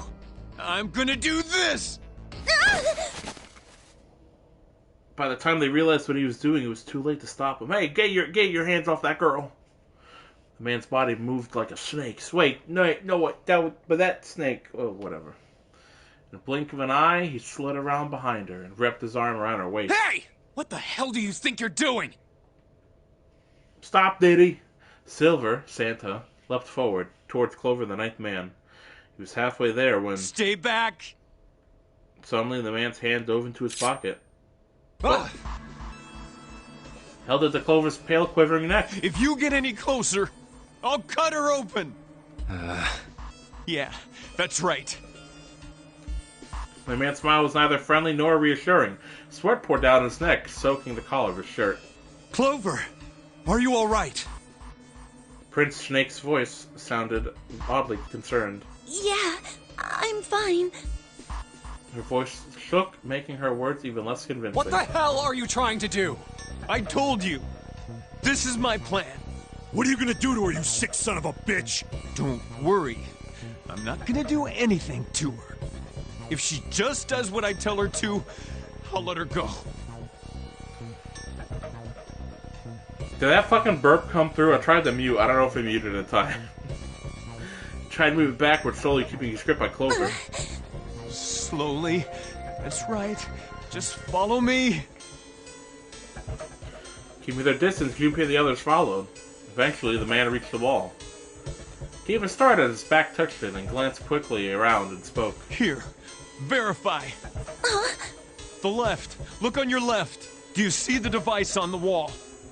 Place your hand on the scanner panel, the round part. What if I don't? The man's hot nostrils flared and he looked like he was about to choke. Are you an idiot? What do you think? I could slit your throat right now. I'll kill you if I have to. All I need is your bracelet. Just do it. Do it now. Press the knife against Clover's neck hard. Okay, I'll do it. Slowly, she stretched her left hand out towards the device. Like this? Her back was to it. She had to feel around for a moment before she found the circular panel. Beep boop! Made a cold electronic noise, and on display above her hand, an asterisk appeared. So that's how it works. He called that round part of the device the scanner panel. If we put our left hand on it, our bracelet number gets entered into the device. Then... Should you total the numbers on your numbered bracelets and find that the digital root of that number is equal to the number of that door, the door will open. He shifted his eyes to the door itself. Number on that was 5. Door 5. But why does this guy know so much about how this thing works? It's like he knows exactly what to do. Good. Good. You're done. Next. His bloodshot eyes crept from person to person until finally they stopped on the line. Ace. You, right? You're the one with the number 1 bracelet, right? Yes. I am. Then you're next. Just verify your number like this little brat did. What are you doing? Do it! Don't you care what happens to her? Okay, just calm down. Ace held up his hands, palms out. The knife man jerked his chin towards the device. I'm coming over. I'm coming right now. Ace moved to the device. After what seemed like an agonizing eternity, he reached now, it. Verify. All right, this is what you wanted, right? Ace nodded and placed his hand on the scanner panel. Beep boop. The device beeped again and a second asterisk appeared. Now the device has both Clover and Ace's numbers, 4 and 1. 4 plus 1 is 5. It's the same as the number written on the door, but it won't open yet. Only 3 to 5 people can pass through one numbered door. One more person. If what Zero said is true, he needs one more person. Who? Who does he need? Get back! His voice shook, but the knife he held to Clover's throat made his words a command. Ace took 2, then 3 steps back. No! Farther! More than that! Go all the way back! Okay. Slowly, Ace did what he was told. Knife man's lips curled into a cruel, twisted smile. Don't tell me. That was when Junpei understood his plan. Clover's 4 and Ace's 1. Added to the ninth man's 9. 4 plus 1 plus 9 is 14. And the digital root of 14, 1 plus 4, is 5. In other words...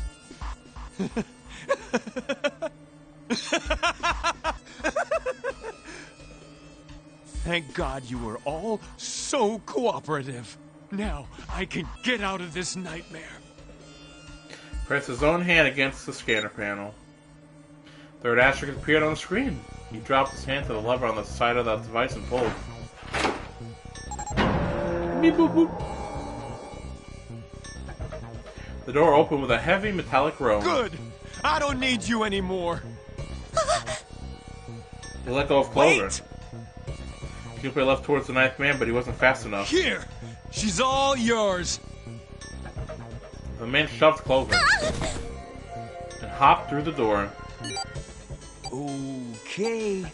Have a good one, guys. See you later, pussy. I'm going off ahead now. Well then, goodbye.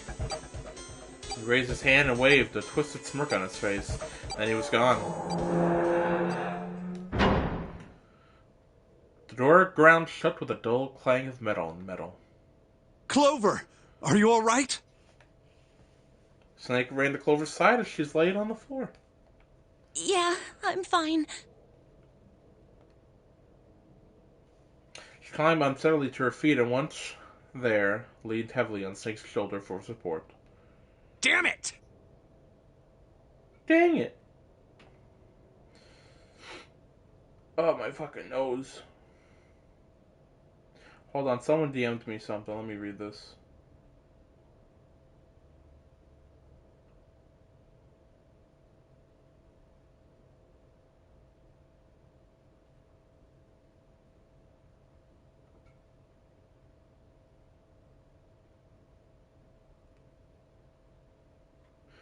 Junpei ran to the door. Bastard!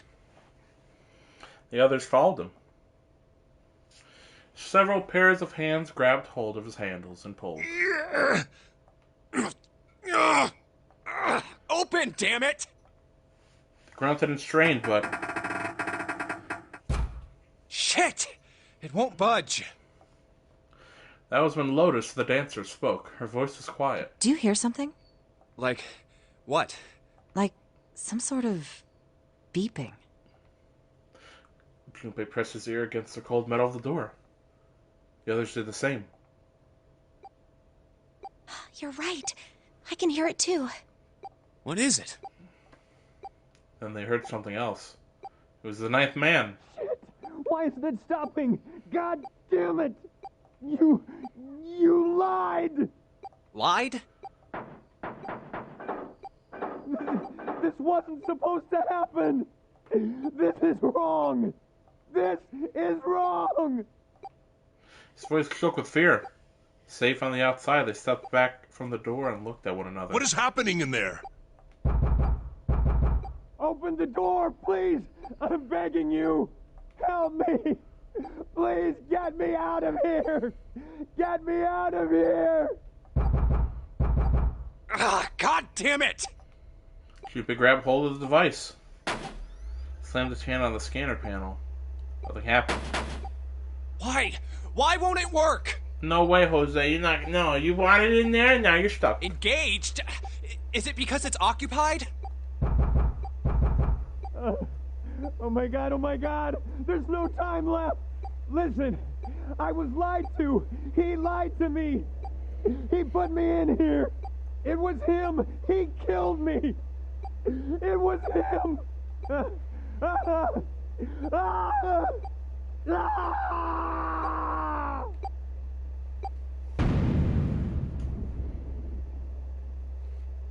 Damn.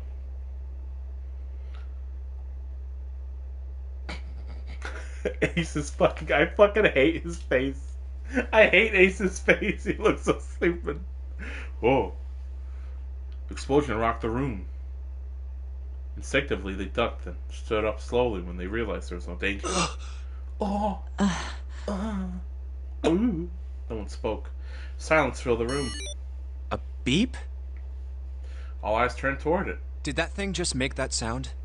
The display changed from engaged to vacant. Let's see if we can open it. 7, the mountain swallowed hard. Okay. Junpei nodded and placed his hand on the scanner panel.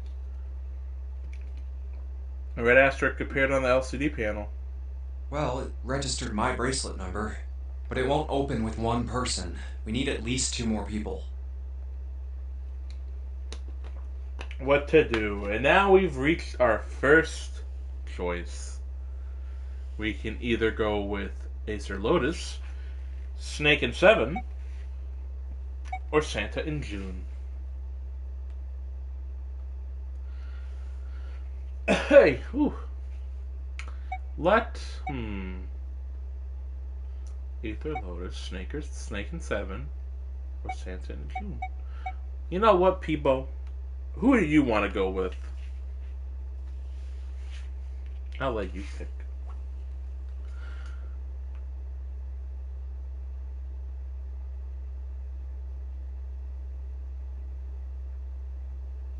Ace and Lotus. Okie dokie. Ace, Lotus, you think you could give me a hand here? Pun was a little too on the nose, but the mood was still grim. Both Santa and June lifted their left hand silently. Verified, and she followed suit. 5 + 1 + 8 = 14. The digital root of 14, 1 plus 4 equals 5. This should do it. Now we just need to pull the lever on the side. Now if we check the flow chart, there's a search the ship here, but there's two things. You guys ready? I'm gonna open it. Junpei grabbed the lever and looked back over his shoulder. They stiffened and nodded. Junpei nodded back and set his mouth in a grim line. Then he slowly lowered the lever. Beep bop boop. There was a metallic groan and the door slid open. A breath of air drifted out of it, carrying a stench that nearly made them gag. Junpei grimaced and put his hand over his mouth. Oh my god. Good God. Lotus and Ace shuddered. Seven grunted. Whoa, that's pretty bad. Even Santa's voice shook. He blew up. Appeared that Santa was right. The hallway on the other side of the door was splattered with chunks of torn flesh and dark red blood. A shriek echoed across the room. It had come from June. Then her strength left her and she dropped. As Junpei turned the catcher, the door groaned shut.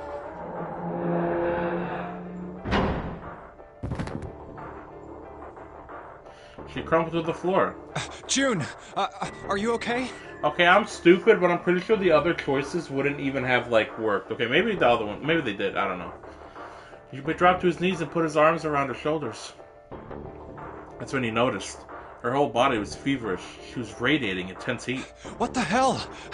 Where'd this fever come from? June didn't answer. Her face looked like wax and her whole body began to shake. All right, okay, let's just rest for a minute, okay? You think you can walk? She nodded weakly.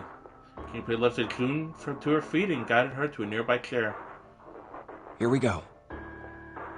I think I actually have a Junpei avatar. I bought it on the PS4, I think. It really sucks because if you want to buy really cool old avatars, you have to turn on your PS3, and then you have to somehow find a way to get money on to the account, which is kind of hard nowadays. But I mean, you can still go on the PS3 and look for avatars, but the PS3 store kind of sucks. It's very slow. It's very janky. Even the PS4 one isn't even that great. But yeah, I got a couple of avatars from this game, which really sucks because you used to be able to go on the PS Store online, like on a web browser. You have to add funds, yeah, and it's really kind of hard because I don't even think you can just have your wallet on there or your card on there. You have to like buy it in a weird way. And you used to be okay. Why is the bitrate down? I don't understand what the fuck's going on. You used to be able to go like on your internet browser, and you used to be able to go to like a web store for the PlayStation Store, and you used to be able to look up old PS3 stuff. That's how I have some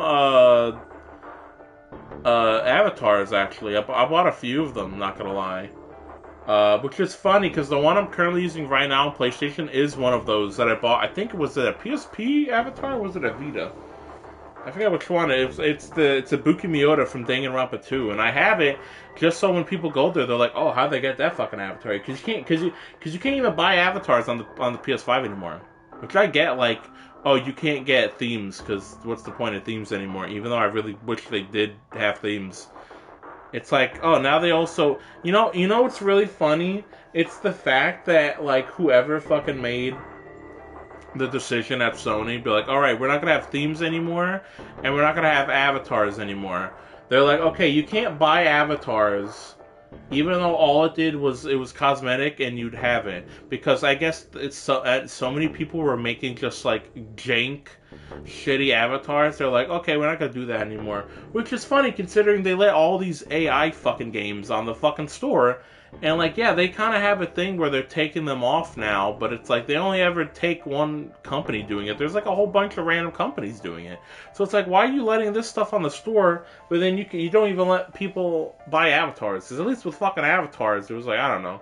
I even bought some like themes on PS4. There wasn't a lot that were like great, but there was like some that I bought.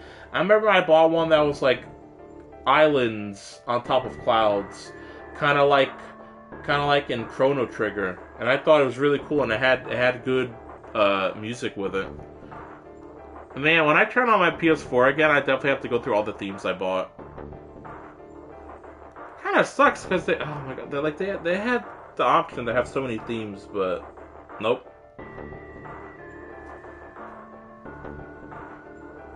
As gently as he could, he set her down in it. How are you feeling? Are you alright? She nodded, and as she did, a single huge tear rolled down the side of her face. I still have the Disgaea 1 theme on my PS4. Weren't a lot of the Disgaea ones like free? Why? Why did this happen? Her voice cracked, broken by misery and grief and choked by sobs. Why did this happen? Junpei spun Do around. any of you know what the fuck is going on here? Whoa, hey, bud, no cursing. No cursing. Cursing is bad, actually. Who's Zero? What's this nonary game? Come on! Anybody? Anything? What the hell is going on? What are we doing here? No one spoke. Ace, Snake, Santa, Clover, Seven, and Lotus. They all simply stood there, 7 pairs of downcast eyes and 7 grim lines for mouths. Fucking, I also know the voice actor for this guy. It is so weird. This and, like, I'm not gonna say what other one. It's like this and another game that he did where it's like he voices one of the main characters, and then all of his other roles are either like smaller bit parts or he's like fucking he plays this one guy in fucking Monster High because there's so many Monster High content, and he only ever plays that guy. So I'm like, why is this man not getting roles? When I heard him in this game, like at the start he kind of sounds like whatever, but like the more and more I played the game, I was like he's not going like super over the top. Like he sounds like natural. He sounds like realistic to Junpei. Like the way Junpei speaks and all that from like the dialogue that I have to read. Like I kind of feel the same way about Spike Spencer as Shinji, where people are like, oh, that dub is bad or whatever, but like in my eyes, like it's like the same thing where it's like Shinji's like a little fucking pussy. He's like the most bitchiest little bitch ever, and fucking Spike Spencer's voice fucking fits that to a T.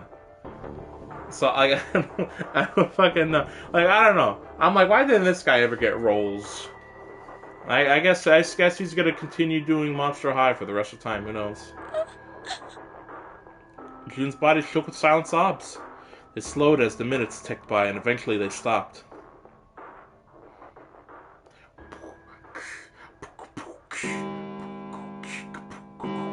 And suddenly, in the cold, heavy silence that had enveloped like them in a thick fog, a bell began to ring.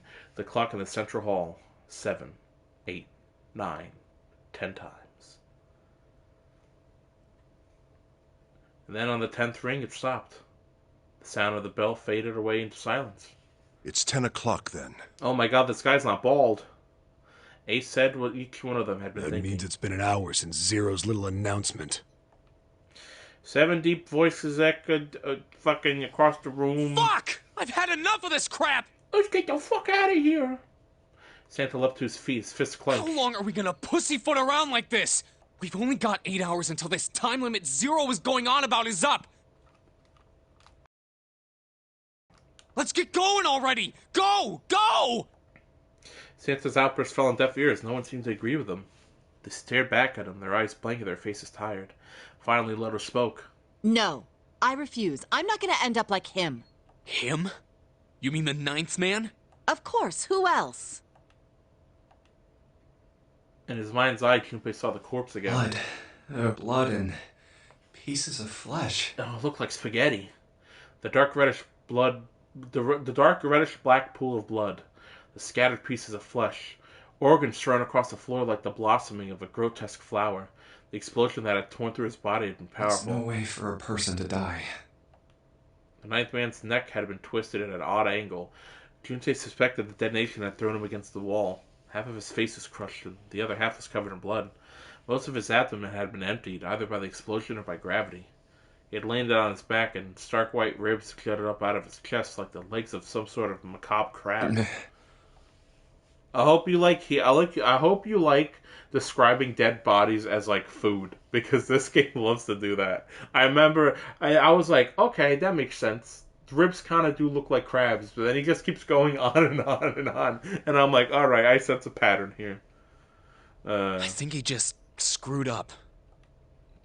Eyebrows went up and Santa continued. He probably set off some sort of trap, and that killed him. I'm not gonna screw up like that. I'm getting out of here alive.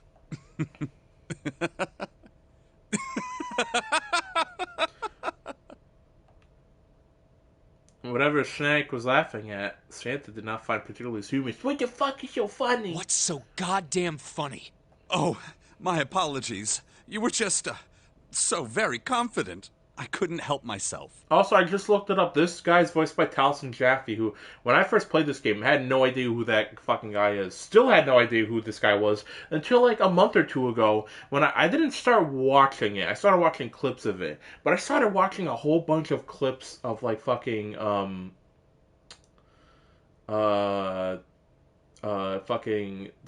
Critical Role, and he's like a part of that, and I was like, huh? Like, who is this guy? I've never heard of him. And then I looked up something, and he was like, Gold is like playing FF4. And so I was looking at the voice cast for that game, and I saw him, and I'm like, oh, that's crazy. And then I looked at this one to just remind myself of some of these people, and fucking, I just see this guy's name here. I'm like, what the fuck? Now I gotta look at who else he's voiced, because I never looked up who he voices, so he probably voiced in a ton of fucking games. Also, thinking of all that makes me remember, oh shit, yeah, I haven't played fucking Dispatch since like November. I should probably finish that game. I have like 2 streams left of it to do. I might honestly stream it this weekend. If I wake up hella early, I can get that done or something. What the fuck? I think you've mistaken the situation. Huh? The 9th man's death. It had nothing to do with the trap. Or at least, not the sort of trap you imagine it did. Then? He broke one of Zero's rules. That was why he died. Quite simple if you think about it. Huh? You still don't... All right. How about you take a moment and think back to what Zero said?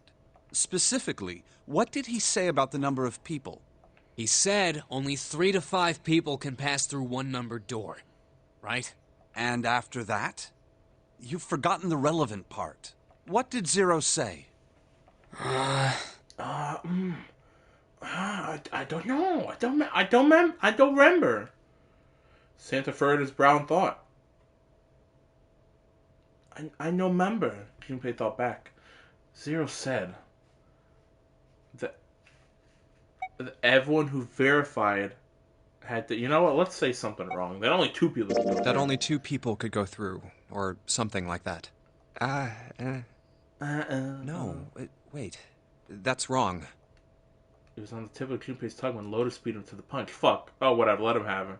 All those who enter must leave, and all who enter must contribute. That's what the letter said. Yeah, I'll let you be In smart. other It's words, fine. no less than 3 and no more than 5. Which is funny, because when I go to the Taliesin Jaffe's fucking page, I don't even see, like, a whole ton of fucking voices. Like, you go on someone like Laura Bailey, it's like, fucking, like, almost 1,000 or some shit. And then I go to this guy, and it's like 89 roles. I'm like, how the fuck? Like, they do have a thing that's like, oh, not every character is gonna be here, but like, he's like a semi-knowable guy from like Critical Role. So like, I don't fucking know. Anyway, whatever. Exactly. It's exactly. Snake inclined his head towards Lotus. The 9th man, however, broke that rule. He tried to pass through a numbered door by himself. Yeah, what a pussy. That was why he was executed. Oh, I see. And Zero's watching us from somewhere. Yes. Making sure we don't break any rules. Yes. Oh, I'm not so sure of that. Why not? Because this execution system is entirely automatic. There's no need for him to monitor us. What do you mean? Snake looked at Seven with what could only be described as pity inside. Very well. I see it must be me who tells you. I've waited long enough, I suppose. I had hoped Zero might spare me the trouble, but that seems increasingly unlikely. You couldn't see them, of course, but perhaps Snake sensed the confused eyes upon him. When Ace spoke, he gave words to everyone else's thoughts. Do you know something? Well, I know a great many things, but yes. What is it you know? Here. Snake removed a card from the pocket of his jacket. Card? What does it say? It say you a bitch. See for yourself. Well, the card just says fuck you. Oh, you got me. Oh, you silly, silly man. With a flourish, he presented it to Ace, who took a close look at it and spoke. Come on now, what's the point of giving me this? Give me that. Santa scratched the card from Ace. Oh, I smell blueberries.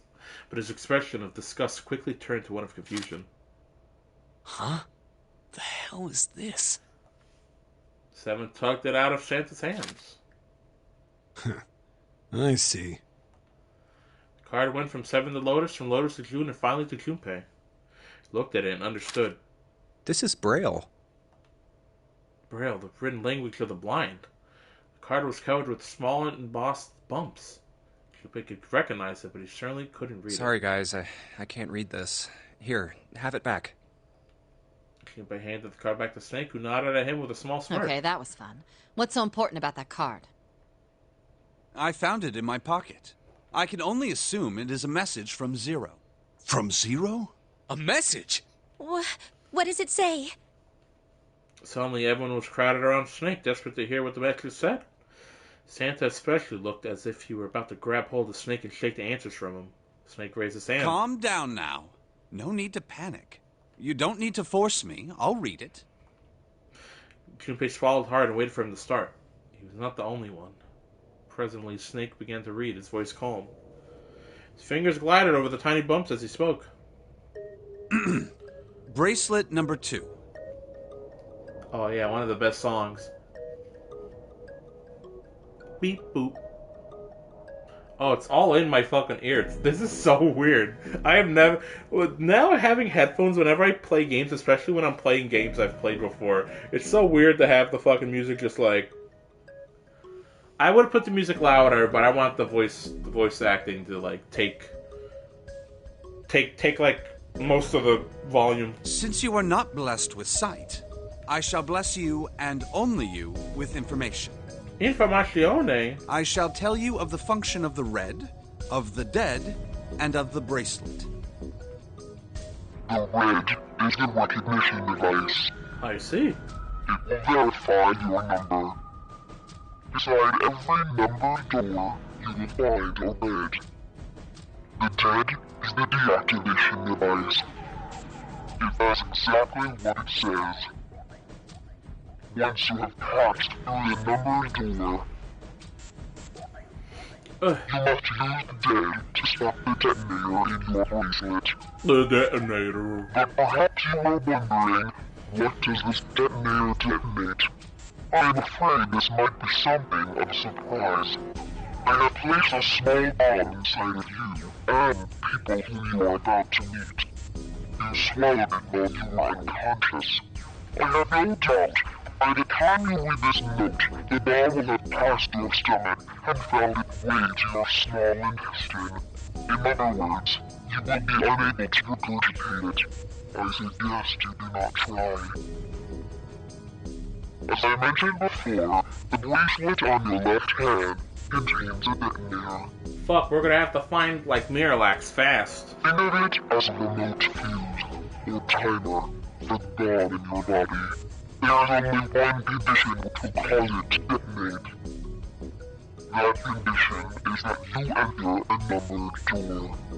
Once you have done so, the timer will activate, no matter who you may be. You will have 81 seconds.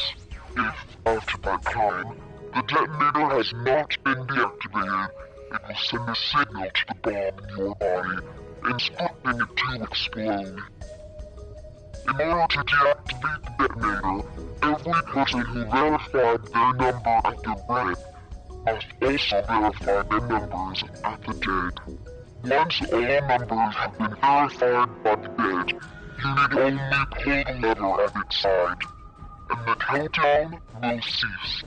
Anyone who does not verify their number at the red will find themselves unable to verify their number at the dead. That is to say, if you should pass through a numbered door without first verifying your number at the red, in 81 seconds, you will be dead. You must also keep in mind that the numbered doors will close automatically after 9 seconds have passed. So long as the doors open, the dead will not function. You would do well to remember this. Lastly, let us discuss how to remove the bracelets. There are only 2 ways to do so. Die. 1. You escape from this ship.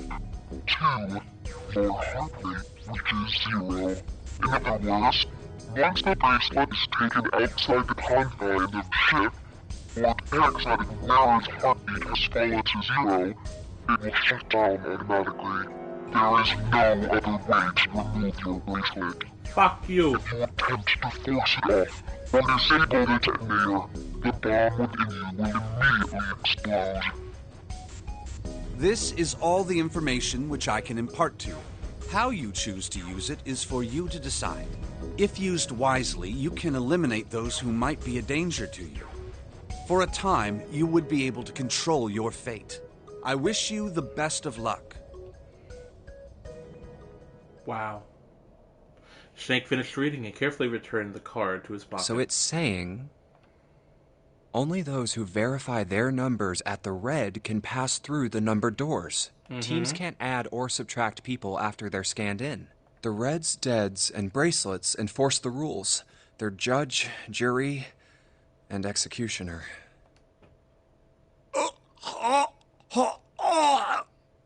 Hey, man, we don't have time to have sex. We gotta go. Shit! A fucking bomb! Come out! Come out, damn it! In defiance of Zero's suggestions, both Santa and Seven put fingers down their throats and began to gag. The rest stiffened. Some touched their stomachs. Some simply stared at their bracelets. Junpei gingerly touched his stomach. Bomb inside me. Oh, it's like I have a baby. Why are my why is my bitrate going down every so often? It's so weird. Thought I made him queasy. His stomach felt oddly hobble. Hobble? I can't speak today, and his legs were weak. What made Zero think creating this horror show of a game was a good idea? Yeah, see, now it went up and then it went down. Is it when there's nothing barely on screen, and so the game's there's no bit rate? We looked over at the others. All right, I'm gonna ask one more time. Do any of you know anything about Zero? Nope. Nuh-uh. Not me. They were all silent, each person waiting to hear what the others would say. Finally, Santa spoke. Actually, I saw him. I saw Zero when I got grabbed. I didn't see his face, though. Son of a bitch was wearing some kind of gas mask. What? What the hell? Come on, guys, give me something. You know, like surprise or something? Instead, it was Santa who looked surprised. There was a moment of silence, and everyone spoke at once. I saw that too. I did as well. Me too. I didn't see inside the mask, though. That mask, it was really scary. Huh? What? Oh, so... Not one single, what's that fucking joke people are always saying? Not one single exclusive experience or something. Whenever someone on Twitter's like, when you do this, and people are like, fuck, I do that too. Nothing in my life is exclusive. All of our abductions were the same. I see. We were taken from home at midnight. Uh-huh. The person claiming to be Zero had a mask on. There was white smoke, and then each of us passed out. We woke up to find ourselves on D-Deck, in a room with a 3-level bunk bed. How about you, Seven? Did the same happen to you? Only Seven's story seemed to lack the detail of the others. Oh, me? Yeah, well, mine was just like the rest of yours. That was all he had to say. He had occurred to Junpei at the time that it sounded somewhat strangely. It didn't press the issue. Okay, that's good enough for now. He hadn't done so because there was something that struck him as even stranger. I have a question. That was the mystery of the relationship between Snake and Clover. Snake and Clover. You were both kidnapped from the same room, and you woke up together. Junpei looked at them thoughtfully. So, what's the deal with the two of you anyway? It was Clover that answered. Clearly, she felt she had nothing to hide. We're siblings. Siblings? Siblings? Yes.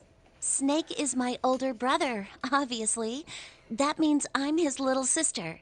That really so hard to understand? Kind of. Junpei was taken aback. The others seemed just as surprised. She is correct, of course. She's correct, yes. He laid his hand out on Clover's shoulder. Are you, surprised? Let me know if the bitrate ever gets poopy or it sounds off. Well, yeah, but... Why? There are other people here with connections to one another. Those two, for instance. Snake pointed at Junpei and June. Oh, you mean between Jumpy and me? Ah, yes. You did say you were childhood friends, didn't you? Wait, you went to school together? Yeah. June glanced at Junpei, uncomfortable with the sudden attention. Well, yeah. Junpei felt somewhat nervous as well and tried to scratch his head as casually as possible. Hey, you think maybe we could figure out who Zero is this way? Yeah. Yeah, you're right. You connect the dots between the victims, and that leads you to the perp. Textbook stuff. You know what also takes some time? When you're playing on adventure mode, it's like you don't get any of the like inner monologue stuff, so it's all the voice dialogue. Junpei, June, does any of this ring a bell? So the fact that I'm reading the extra stuff is tacking on a little bit more time. Huh, ring a bell. Ring a bell? They looked at one another, and like it was staged, they both tilted their head at the same time. Perhaps you went to school with the son of a multimillionaire. A millionaire? Son? Well, someone bought this boat and set up all of this. Whoever Zero is, they must be incredibly rich. Well, we can't be sure of that. Yes, quite, yes. To me, this seems as though it's the work of an organization, not an individual.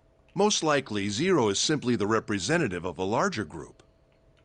Ring a bell like the guy from Bravely Default? What sort of organization? It could be a number of things. An army, perhaps, or a research group.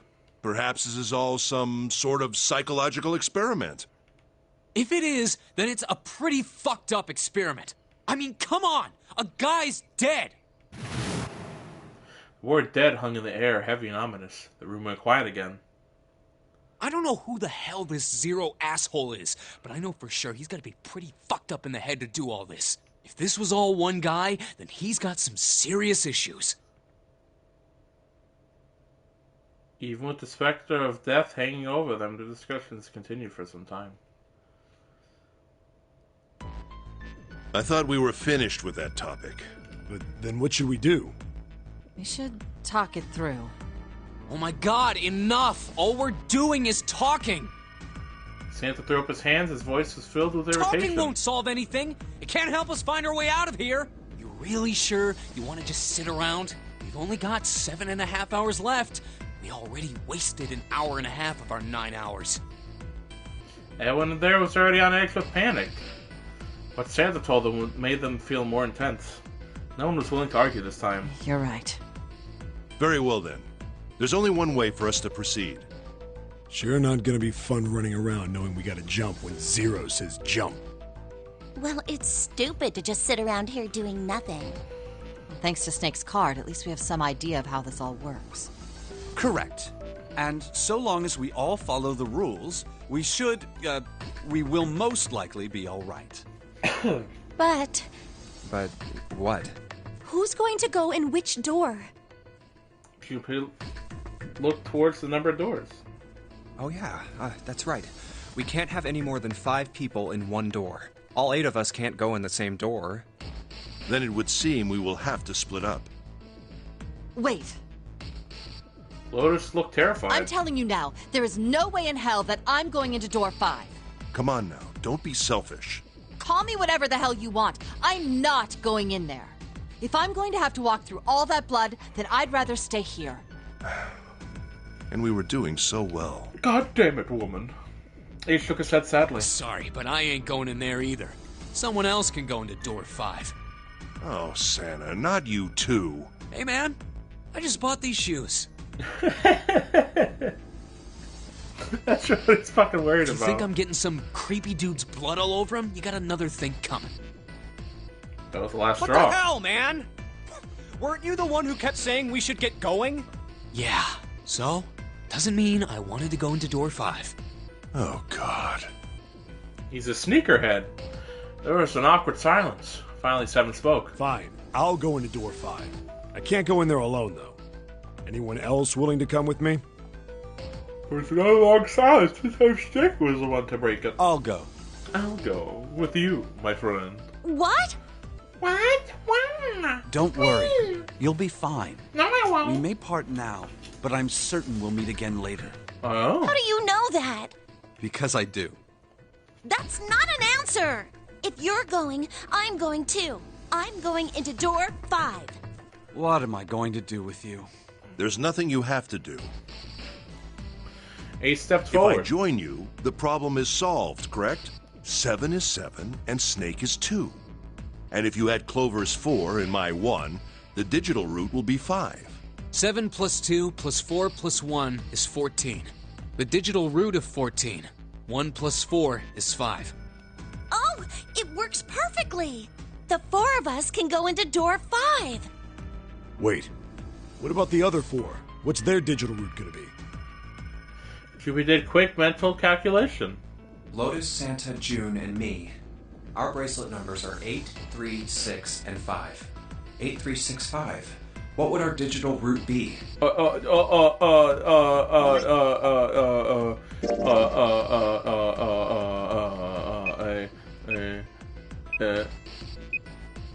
It would be 4. Oh my god.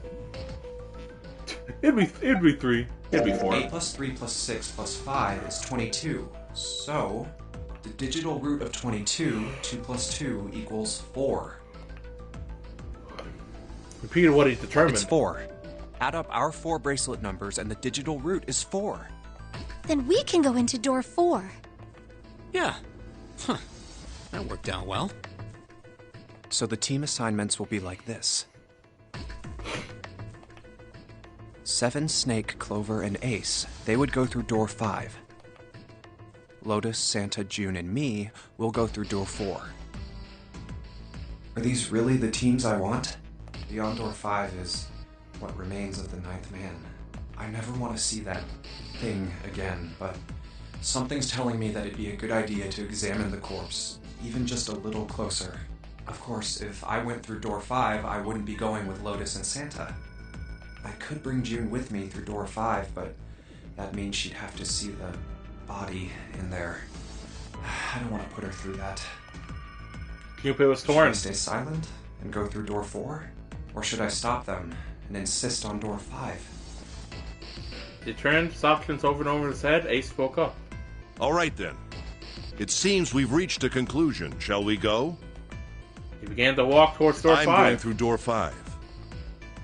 Clover and Snake followed, with 7 a short distance behind. We're over there too, right, Snake? The door's not going anywhere. Slow down. Which door? Alright, our first actual choice of the game. Peebo, I give you the decision. Where shall we start going on this route?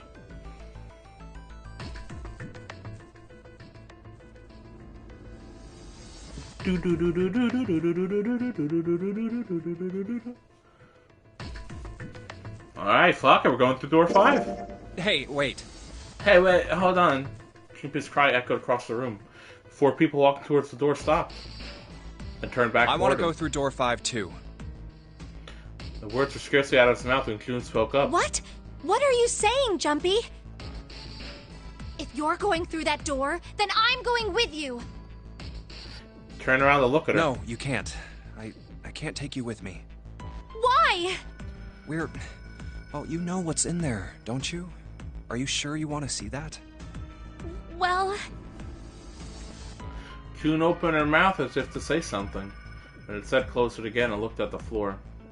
Junpei felt an ache in his chest as her clear distress, but the choice was not his to make. Oh, I just realized we're not gonna get the super duper joke if we go through door 5. You know what? I'll start door 5, and then we'll do door 4, and then we'll continue with door 5.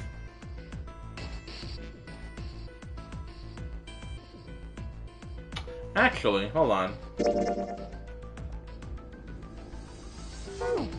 Oh yeah, let's wait until he lets us. There's nothing else you can do. Junpei turned away from Jun, doing his best to silence his turbulent emotions. Please, let me go into door 5. Wait a minute, hold on. Oh wait, hold on. I could just do this.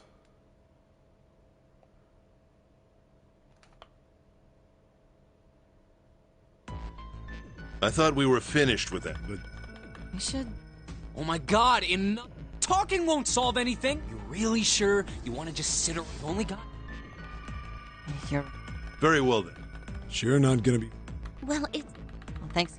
I wish... Hold on. But what? But what? But in the what? What in the butt? Yeah, fast forward. How come we can't fast forward? Oh, skip mode. Who's going to go? There we go.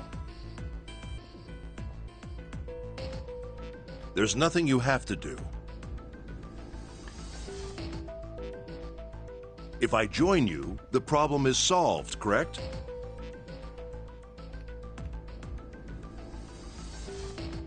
And before...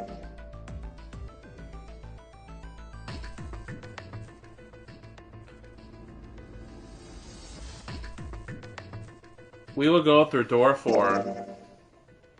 Side of the door 4 would be I'll fine. go through door 4 with Lotus, Santa, and June. There's nothing to worry about. I just need to stay by her side. June, I kinda could should be. It's no problem this way. I should see the other 4 off. Made no shows of affection, but Junpei saw her as something more than just a friend from his childhood. Looks like Ace and the others are going. He watched the other 4 walk towards her door. Ace, Snake, Clover, and 7. Junpei said nothing as he left.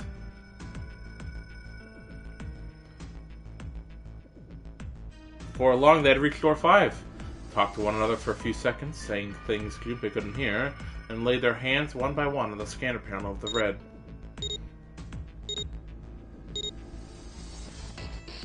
Now then. Ace grabbed the lever. His face tight with determination, he turned over his shoulder, looked at Junpei and his companions. Goodbye. Be careful.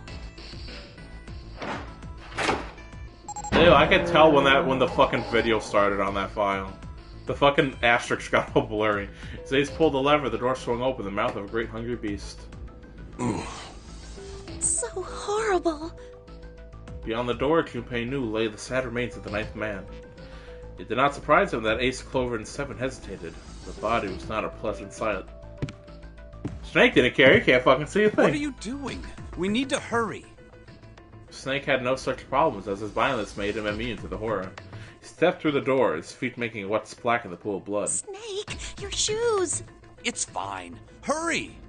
Or are you planning on dying with everyone else? I assume you haven't forgotten the door only remains open for 9 seconds, have you? Sorry, Snake! Let's go! The 3 remaining steeled themselves and stepped through the door.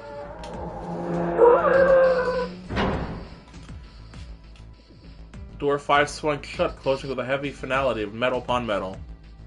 Junpei and his companions scrambled to the door. Hey! How is it over there? Did you find anything? At least say something, will you? Something's beeping. It's just like before. Probably the sound of the detonator on the bracelet. Do you think they're okay? June's face showed her concern more plainly than her words ever could. Almost as though in response to her question, a voice rang out from the other side of the door. It was 7. Hey, there it is! That's gotta be that dead thing! Come on, get over here! We gotta authenticate!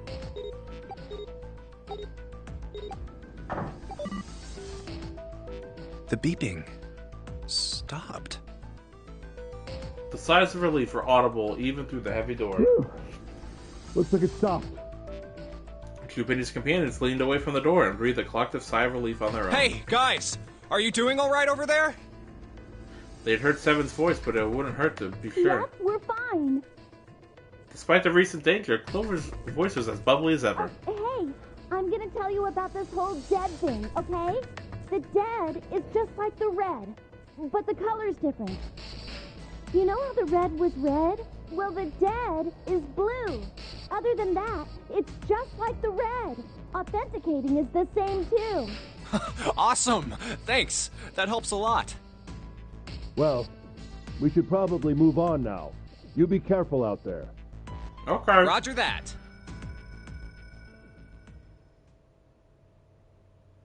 Junpei and the others left door 5 and headed towards door 4. Now it's our turn. I'll go first. Stood in front of the red and placed each of their hands upon it.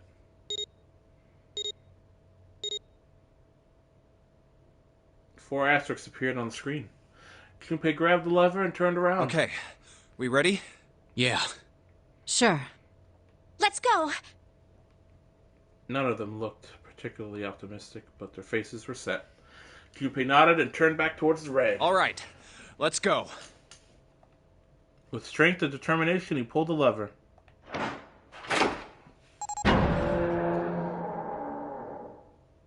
Run! The four of them left through the door together. The moment they had passed through it, each heard a cold electronic sound coming from their left wrist. Oh, damn. In the center of the bracelet, a red skull appeared and began to flash. It's counting down. The detonator's countdown had begun. A long moment that each of them spent staring at their wrists. Uh-oh. Door. A numbered door behind them closed. The sound of metal on metal reverberating down the hallway. We can't go back! We need to hurry and find the device. Hey! Where the hell is the dead? How would I know? Don't give me that crap! Start looking! I already am! They began to run, eyes looking frantically for the device that was the key to their salvation. The hallway they found themselves running down was a long one, easily 300 feet in length. On the right side stood a series of wooden doors, all nearly identical. If they had taken time to think, they would have likely had discerned that the doors led to the cabins. Don't tell me the dead is in one of those rooms. Oh no! How many rooms do you think there are? Junpei was too frightened to count properly. At his best guess, there were 7 or 8 of them. Ah, fuck! We don't have time to count! Junpei ran to the nearest door. We just need to open them all! He grabbed the knob and shook it hard. It won't open! It didn't feel locked, more like someone had hammered an iron plate over the other side of the door. Junpei turned to the left to find the door and saw that his companions had already run to the doors of their own. They did not seem to be having any more success than he had. Their own words confirmed his fears. Shit, this one's no good! Same here. It's not moving! June is the last to speak up. How long are you going to stream? I'm actually going to end a little bit early today. I'm going to try and stop I'm going to start trying to not keep streaming until 2, unless I have nothing to do that night. So tonight I'm going to try and stop at 1. Which is good, because this game you can like save almost anywhere. So June is the last to speak up. As Junpei looked in the direction, her eye caught something he hadn't noticed before. A small red blinking light. There it is! At the end of the hallway! Run! Oh! Even as he yelled, he ran. He grabbed Santa, Lotus, and June and pulled them towards the light. Santa called out to them as he ran. Hey, how many more seconds do we have? How would I know? Our time limit is 81 seconds! I know that, goddammit! I'm asking you how many seconds we have left! We have 5! In all likelihood, Junpei figured nearly a minute had already passed as the door closed behind them. That was true. Urgency foremost in all their minds, they arrived at the end of the hallway. The dead sat on the left wall, blinking almost tauntingly at them. Hurry! It's the dead! Get over here! Junpei grabbed hold of the machine, his hands slick with sweat and shaking. He slammed his hand against the scanner Come panel. on, everyone! The other 3 quickly followed suit. With a grunt, Santa yanked the lever downward. Whew!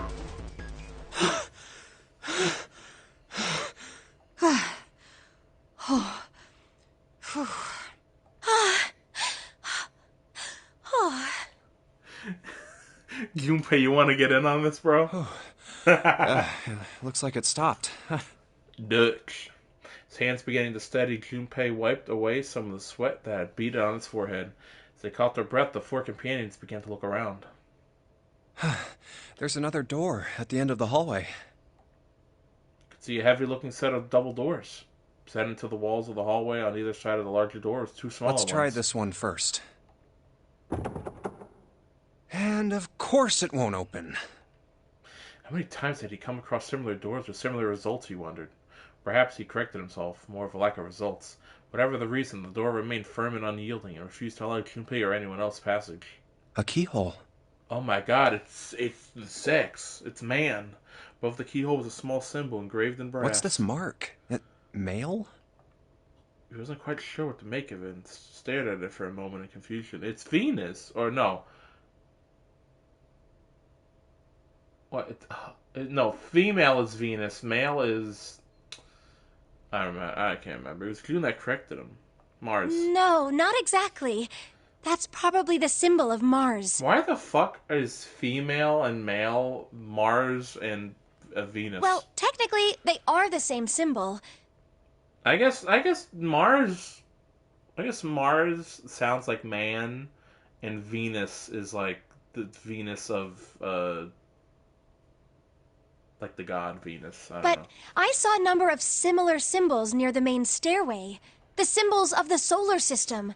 Oh, that's right. Oh, that's right. Oh, I remember now. I kind of forgot after almost blowing up just now. The sun, Saturn, and the Earth. And Earth. And Earth. At least that's what I'm assuming. Good job, Junpei. So this isn't the man symbol. It's a symbol for Venus was the symbol of fertility, yeah. I think so, yes. So what the fuck is Mars? I see. Wait, where's Santa? While Junpei and June talked, Santa had disappeared. Turned to find him some distance down the hallway. He had gone to check the other doors. Eventually, he reached the last of them and jogged back. Took him only a moment to catch his breath again. Yeah, so, I looked the place over. Here's the deal. None of the other doors open. Then that must mean... We only have 2 more doors. Lotus examined the doors on either side of the larger double door. Each one had a metal plate attached to it. Maybe it's the room number. You know, B93 and B92. The door on the left has a B92, and the one on the right says B93. All right, let's open them. I'll open B92. Okay, I'll get B93 then. Junpei put his hand on the doorknob. Santa moved the other door. They'd made it through the numbered door alive. There was nothing more to be afraid of. Junpei and Santa looked at each other and nodded. 1, 2, 3! In unison, they pushed against their respective doors. And promptly found themselves in a new room. June followed Junpei as he threw open his door. They turned around and saw that the door on the other side was open as well. Through the door was another person, his mouth agape. It was Santa. Hey, it opened. Yeah, it did. Junpei and Santa looked at each other. I didn't expect that. It was so easy. Lotus's calm voice broke through their thoughts. Maybe this is all part of Zero's plan. I can't say I enjoy being treated like someone's puppet. No, you don't like being a puppet? As she headed for room 93, Lotus continued. Well, now we have these 2 rooms. I'm sure there's something in there that will help us get out of here. Let's find it. Santa and I will search this room. You 2 take the other one. Okay. All right. Okay. Finally, we have gameplay. Boom, boom. Whoa. Seek a way out. Whoa.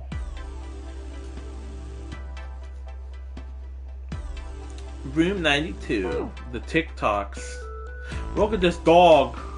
Look at that dog. This is a kind of weird looking picture. Do you think it's an abstract painting or something? Looks kind of like a demon with an elephant-like nose, sucking on a human being's brain. Where the hell did that come from? What's your brain made of? Can't say I mind finding out a little more about what goes on in there. Oh. It's kind of weird looking picture. It's some sort of weird black and white design. Looks like there's room on the right side of the picture. There's a room on the right side of the picture.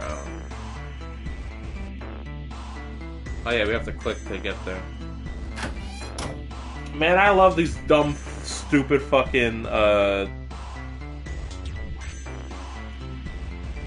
love these... Oh yeah, why don't we go back to the living room?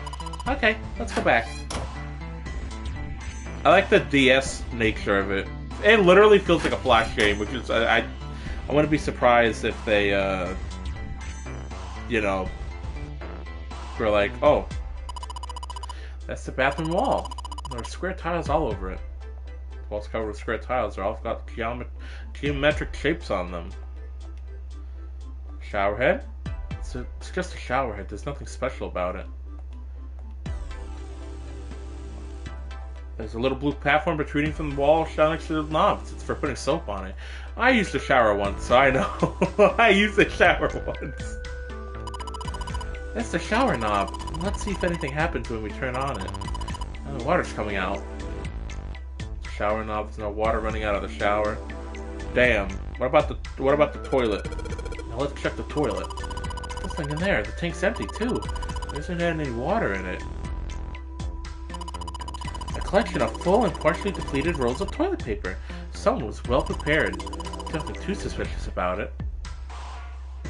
What if we click this? Shower curtains, huh? Let's try closing it. It's a shower head! It feels dry too. That probably means no one had used it in a long time.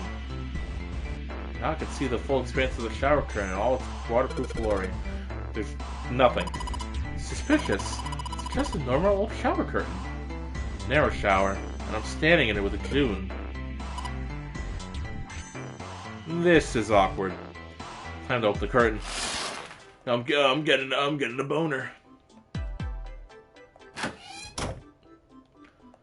I'm getting a boner. This face looks expensive. I wonder how much we can get for it. Are you gonna steal it? That was the worst laugh I ever could have done for a female. Empty though. Looks like there's room to the right of the vase. I know, game. Jeez, I don't have to keep telling you. God. Ah. Jumpy, what are you doing? We don't have time to be relaxing on a sofa. It's a sofa. Maybe I shouldn't sit on it. June will get mad again. It's a table made of wood. Hey, there's something here. Looks like a box of matches. Hell yeah, we got a box of matches, baby. It's a box of matches. There are matches inside, obviously. Jimmy looked down blankly at what he was holding. Oh yeah, how's your fever? You feeling better now? Yes, I'm fine. Also, fun fact, the voice of Lotus is Valerie Aram, who is married, I think still, to Keith Aram. And now you might know Keith Aram if you do, like me, know a lot about voice acting stuff. I don't know if he runs the fucking place, but he's essentially a voice director, and so is she. But Keith Aram has produced like a bunch of fucking dubs, mostly for a company called PCB Productions, who you probably recognize as the people who do a lot of Atlas games. I don't know about Metaphor, but almost every English localized Atlas game has gone through PCB Productions, and all the Yakuza games as well. He does a lot of voice directing, so I don't know. It's a good voice. I like Lotus's voice. It fits. I forget what other voice she does, but whatever. Let's get through this puzzle so we can end at 1 o'clock. Let me touch that forehead of yours. Junpei held his hand on her forehead for a few seconds. Oh, fuck! Don't touch me there. Guess it really has gone down. Are you worried about me? Uh-huh. Hey, come on, it's not like that. Yeah, I guess I am. Yeah, I guess I am. June blushed and giggled. By the way, Jumpy? Yeah, what's up, girl? You need some water? You need some soup? I got some soup in my pocket. Not like a can of soup. I have like Campbell's soup already done in my pocket. It's kind of hot. My leg's kind of burning. How did you end up here? What do you mean? I told you earlier, didn't I? There was a man with a gas mask when you got home at night. Yeah, you fucking farted in my room and I fell asleep. You inhaled some white smoke and passed out. When you woke up, you were on D-deck. Damn straight. What the fuck? Damn straight, bitch. But is that really the truth? Fuck. Where did that come from? What? Jumpy, are you hiding something from me? No. No. Why would I? What? No. Well, if you think about it, this is awfully suspicious. I mean, why would two childhood friends bump into each other in a place like this? Hey, I could ask you the same thing. Are you hiding something? What would I hide? Well, I don't know. Anything. I mean, you're hiding it. How would I know? And I love the dialogue of this game. Like, it's not like overly serious. It's very fucking campy. And so you just have two people arguing about who's hiding something, and then the other one's like, "What would I hide?" And the other one goes, "I don't know. You're the one hiding it. I wouldn't know nothing." You mean like the number of men I've dated? I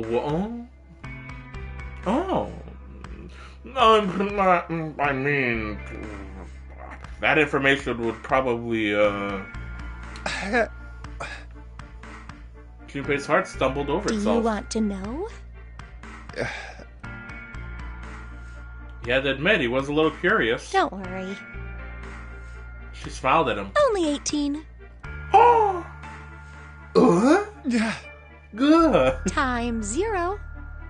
Yeah, I guess I just haven't met Mr. Right yet. June looked at him a bit embarrassed and scratched the back of her head in a desperate attempt to seem nonchalant. Yeah, I see. I see. Junpei coughed quietly in much the same way. Anyway, I'm not hiding anything. Just like you, Jumpy. The only thing I'm hiding is my big forehead. When I woke up, I was on D deck. Well, you do have a point. I mean, why did Zero pick us? We haven't seen each other since elementary school. I wonder.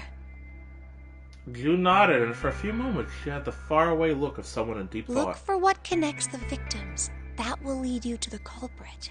Do you remember Seven saying something like that? Yeah, I do. So? Well, that's what I'm saying. So, Sujima. I think this must all have something to do with a classmate of ours. You got any ideas who it might be? No, nothing. Maybe that stuck-up bitch, Sakura. Oh, Well, if it had something to do with school, then it could be one of our teachers, or maybe the principal? Or the janitor, or the lunch lady. No, I can barely remember any of them. Yeah, I know. Junpei went back to searching, feeling unpleasant and confused. Elementary school. Was there anything strange that had happened in elementary school? So he searched the room and continued to rack his brain. Yeah, get out of here. We're playing video game. It's a display case. But there's nothing being displayed. How sad. Looks like the drawers are empty too. Well, have you tried opening it? Whoa! Whoa! Whoa! I'm getting dizzy. Okay, are we sure we can't open this? Okay. Go in this room. It's a bottle with water in it. This is the bedroom. They probably have it here in case your throat always feels dry when you wake up, you know? My throat's dry, but I think that's because I'm a little nervous right now. Well, we did run a lot, so we're kind of sweaty. Hey, Junpei. Junpei, do you want to take a shower together? Whoa. Just kidding. Too late to take it back. My brain's already working out the picture. My throat was dry already. This sure isn't helping. This bottle of water with some water, and I doubt that's useful. A wooden cupboard. There are cups inside, surprising no one. Exactly, like, what is this fucking dialogue? I fucking love it, man. It's light. Even if it's heavy? That's light. It's a light. Thanks to it, we can see. This isn't a painting. Is it a map? It looks like a map of the ship's interior.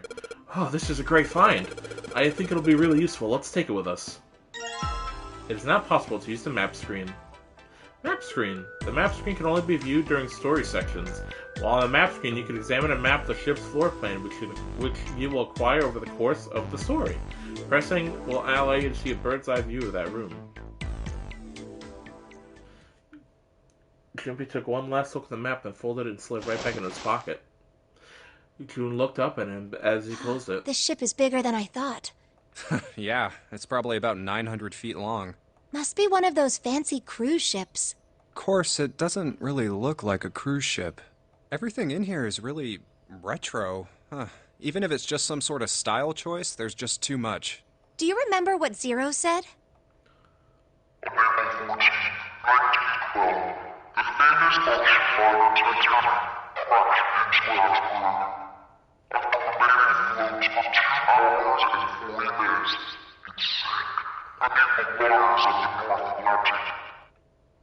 Do you think maybe this boat and the Titanic have something to do with each other?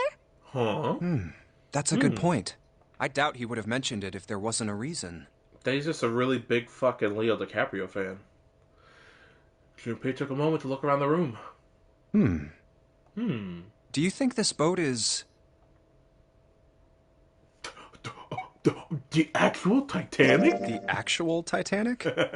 Silly, that's at the bottom of the ocean. Well, let's take a submarine down there. Nothing bad will ever happen. The actual Titanic? You mean it, like, slipped through time and ended up here? Before the ship sunk on April 14th, 1912? Unless today's April 13th. Oh. Huh? What the hell are you smoking? Huh? Did I get it wrong? Junpei grinned and shook his head. No, that's not... I mean, come on. I mean, slipped through time? Seriously?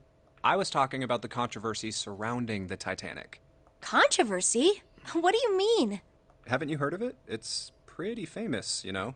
The Titanic had a sister ship that was essentially identical. It was called the Olympic. Oh, the Olympic. Oh, yes, I have heard of that. I think I heard it was troubled by a lot of problems. And the company that owned it didn't know what to do with it, right? So they made the Olympic up to look just like the brand new Titanic. That's right. They also took out a huge insurance policy on it before it set sail.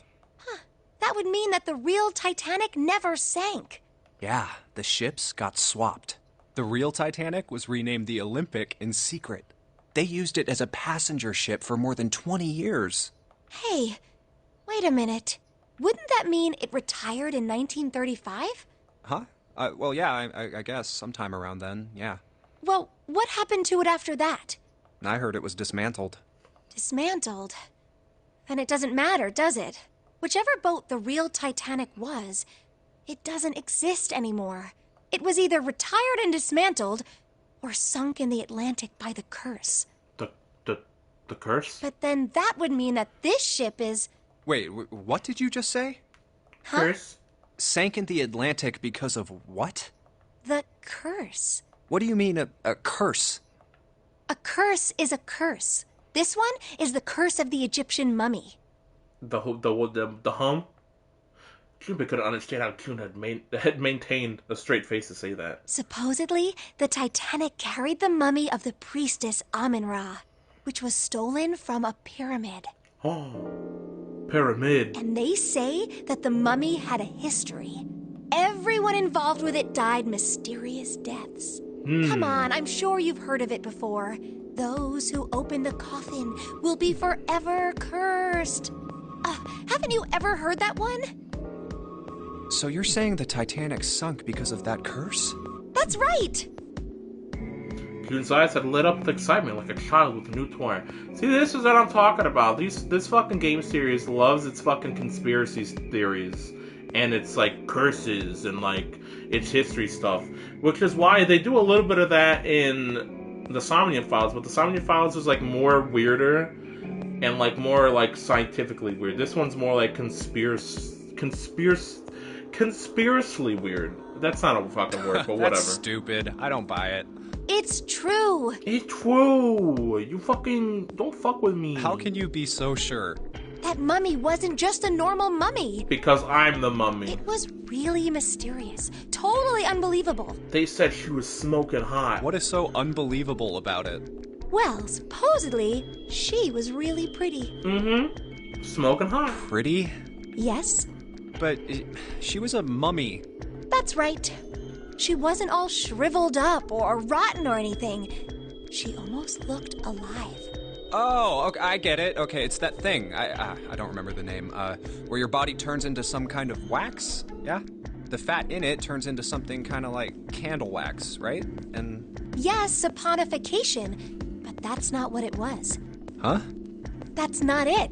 She wasn't wax. Then what was it? They say that she was frozen. What? Frozen? That's right. The whole body was frozen solid. Elsa in that shit, You know how a human body is more than 60% water? Well, all of that water was frozen. The story says that from the time of its discovery all the way through to when it got put on the Titanic, even though it was carried through the desert, her body never melted. That's crazy. I think so too, but maybe it's true and we just didn't know about it before. I didn't know? Yep. Maybe it's common sense to eat shaved ice in the desert because it lasts forever. Huh? Nah, that seems too silly to be true. But maybe it isn't. It just appears that way because you didn't know it was true. P4 Doxy true. No, it's either that or Morgan Freeman. Well, yeah, I can smell you. June and Junpei talked a little more, then went back to their investigation. But even as they did, his mind went back to what she told Ice them. that doesn't melt, even in the desert? Does something like that really exist? Now, people, if I do this room by the time I end, I'm probably not going to have enough time to do the other room, obviously. Because it's also going to be a lot of talk. No, even if it did, it wouldn't really be ice anymore. So, the next time I stream this game, should I go back and do the door number 5 and then go down the route that comes with that door? Or should I just continue with door number 4? The more he thought about it, the more his head hurt. Like he'd eaten his ice cream too fast. Oh, look at the blanket. It's a light blue blanket with some designs on it. Continue with door 4. Okay. So I made the bed, or at least I never unmade it. It's only bed sheets under the blanket, nothing exciting. Look, there's 2 pillows right next to each other. Guess it's double. What's up? You turning red. Oh man, is your fever back? Yeah, you alright? Do you need to lay down for a minute? I'm fine. I think it's a little early for that. Huh? Hey, seriously, are you really okay? There's 2 pillows next to each other. She wants it so bad. A blanket. A bed frame. Now we don't have to worry about falling off. I toss and turn when I sleep. She's blushing again. What the hell is she thinking about? God damn it, woman, we don't have time for sex. We're looking at doors. Oh. The chair that goes with the dresser. There's nothing particularly interesting about it. Oh, a key. Hell yeah. Dresser key. A key. You think it's the key to the dresser? There's nothing inside. It's a dresser. There's nothing on top. This is a mirror for the dresser. And now she's playing with her hair. Does she even realize she's doing that? Hey. We don't have time for that. Come on, it's not like there's anyone here you need to impress. Yes, there is. Who? But why are you so quiet all of a sudden? Oh, forget it, Jumpy. A well-polished mirror. Can we open this thing? Wooden cupboard. There's nothing in here. Okay. And that will fuck me, I guess. Alright, guess there's nothing else in this room, so... Can't open this, right? Yeah, because there's nothing in there. Jumpy, where are you going? I was thinking of going over to Lotus's room. Why? What do you mean, why? I'm just gonna go check up on them. Is there something wrong with that? No. Come back soon. Sure thing. I'll leave the rest to you. Sure. Leave it to me. Alright, off to the other room. Yo, what's up, bitches? What's going on? Yeah, check this out. There's this pretty nice sofa. I know. It's a shame I can't take it back with me. Huh? What's the matter, Santa? Why are you examining the sofa?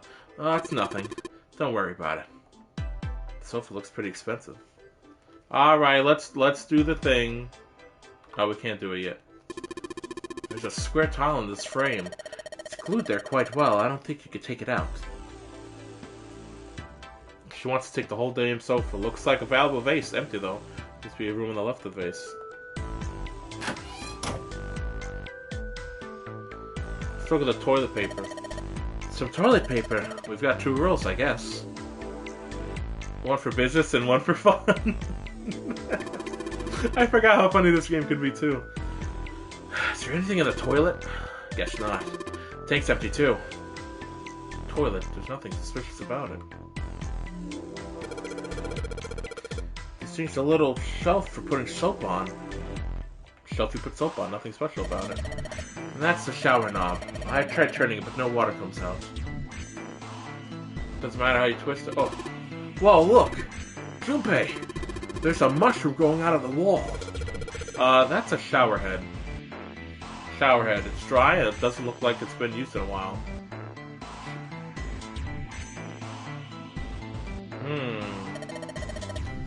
This is the bathroom wall. The whole wall is covered in the square tiles. Silly Santa. Also, if you notice, the thing was gone. The curtain. A candle with a candlestick. This might come in handy. It's a candle, Junpei. It's on an iron candlestick. That's a pretty big candle. If we light it, we could probably get really bright. Well, this is the display case. Check it out. These plates and shit look really expensive. You want to take a look? Oh my god, look. This tile. I think I've seen it somewhere. Yeah, I know. Kind of looks like the one we saw in the other room. The tile on the black and white pad sitting on the display case, but we can't open it. Come on, you stupid thing, open.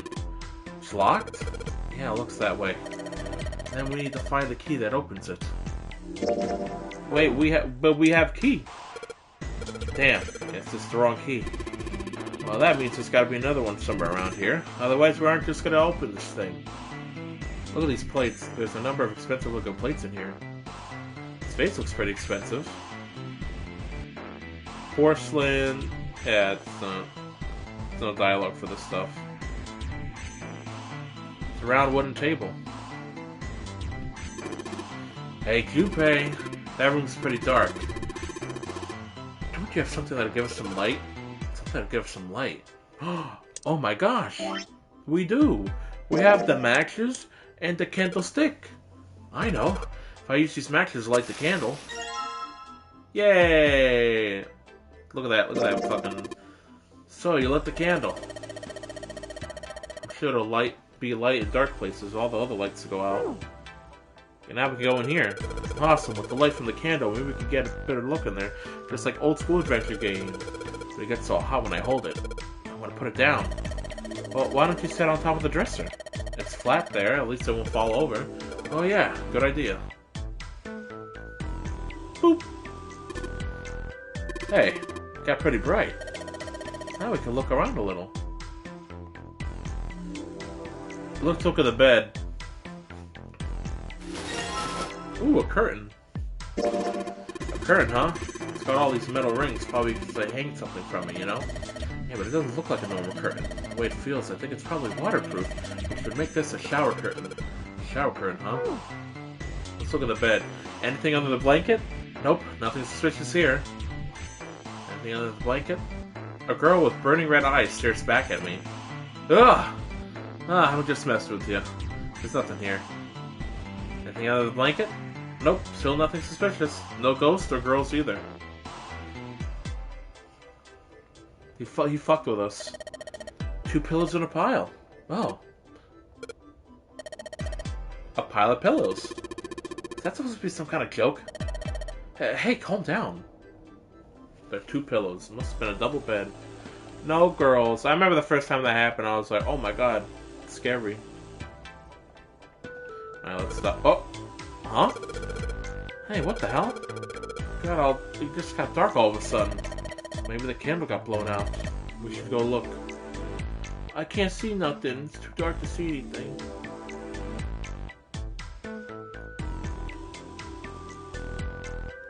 There's a candlestick covered in melted wax on top of the dresser. Hey, what's this? The top of the candlestick looks kind of weird. You're right. It's all bumpy. It's a candlestick key! Part of the candlestick where the candle goes looks like a key. A key, huh? I think I ran into a lock I couldn't open earlier. Yeah, but we also have the dresser key. Let's open it. Let's see if this... Yes. Yes, it worked. What the heck? A cow? It's a strange design. Is it ceramic? It doesn't look like there's any puzzles in it. Oh my god, Gold, thank you for the raid. How you doing, my brother?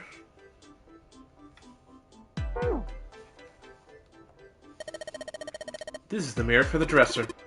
Damn straight. Nothing weird about it, though. FF4 is kind of awesome, not gonna lie. How far did you get? Mirror, mirror on the wall, who's the fairest of them all? That would, of course, be Lotus. Crazy old bat. Guess the stress was just too much for her. Did you say something? Nope, nothing. Mirror on the dresser. Doesn't respond when I talk to it. Very rude for a mirror. On top of the dresser. Look at this chair. The chair that goes with the dresser.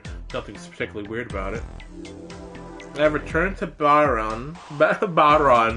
I returned to Baron, and then on my way to the castle. Cool. I know nothing of that game, so I don't know what the fuck you're talking about. Alright, let's open this thing. There's a glass door on the display case. It's locked tight. I can't get it open. A key, huh? Oh, yeah. Well, I fucking clicked it. Let's see if I can get the candlestick to work. Will do anything. Yes! Yes, it opened! Oh, alright. Pull that shit open. Yeah, let's check all the fucking fancy shit.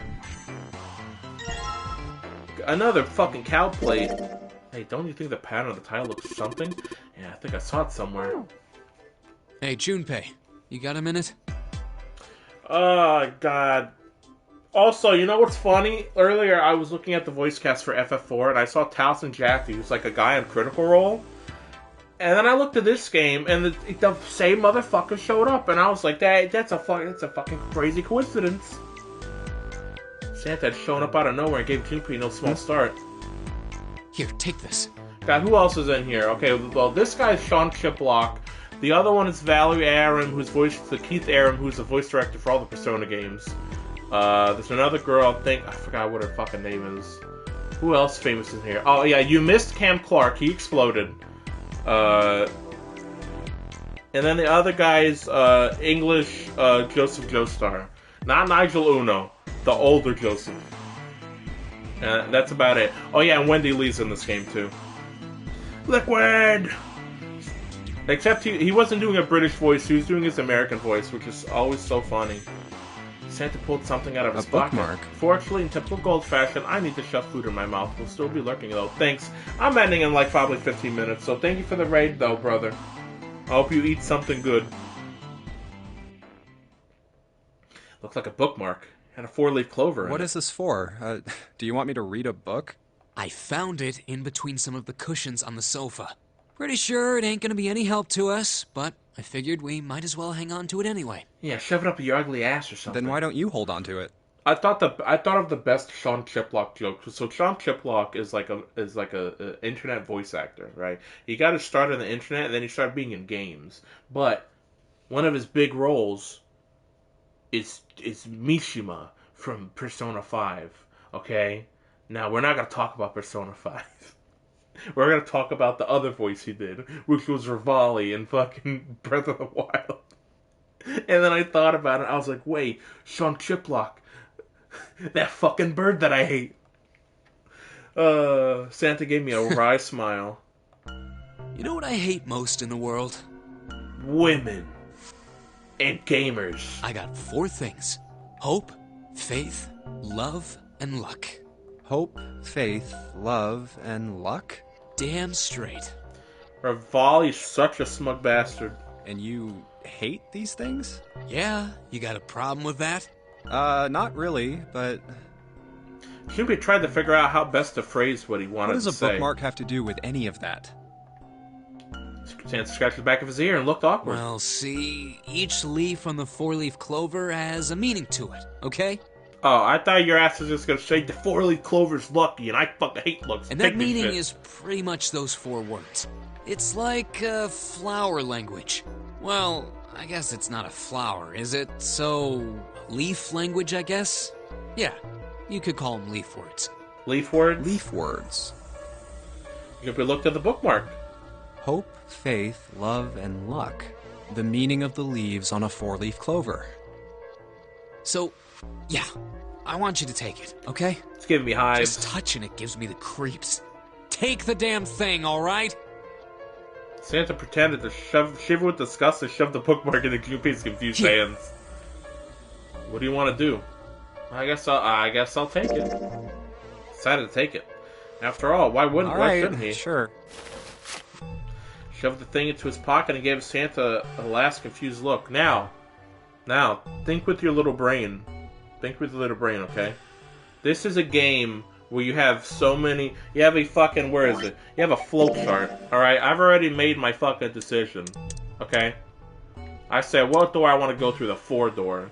Now, there's stuff you say in these little small places where later you can't go through a route because you say, maybe said no to taking a bookmark. Or maybe you did take the bookmark and someone shoots you in the fucking face because I hate bookmarks. Who knows? Oh, man, I feel a lot better now. Oh, god damn it, I forgot. Fuck it. You know what? Hold on. See, the thing is, I don't get rated a ton, so when I fucking do, I almost always fucking forget to do the one fucking thing that you do when someone rates you. And now my computer's gonna take 5 hours to get through that, so while that loads, I'm gonna... That thing was a real pain, you know? Do you really hate those 4 words that much? Yep. Yeah, well, they can all betray you, you know? Hope, faith, love, even your destiny. What had happened to Sampo, Junpei wondered. How did he become such a fucking better person? For a moment, they looked at each other. Well, that's not my only reason. What? That's not the only reason I hate the 4-leaf clover. I just can't bring myself to like the number 4. What, worried about the 4 horsemen? Nah, come on, man. That's just silly. Maybe back in the Dark Ages that kind of crap scared people. But this is the 21st century, and I'm a 21st century guy. I'm a little insulted. Then why do you hate 4 so much? 'Cause it's a half-ass number. Not the best or the worst. That's why. Nah, it's because it sucks, people. What? 9 is a way better number. There we go. So what if it's last place, right? At least it's not some lame-ass middle number. It's so weird, though. Isn't there like a Twitch? So that's the Nightbot thing, and I had to set up to do that. But doesn't Twitch itself has a shout-out thing? Or is that only for, like, people who are affiliated, I wonder? What are you... Santa's explanation made no sense.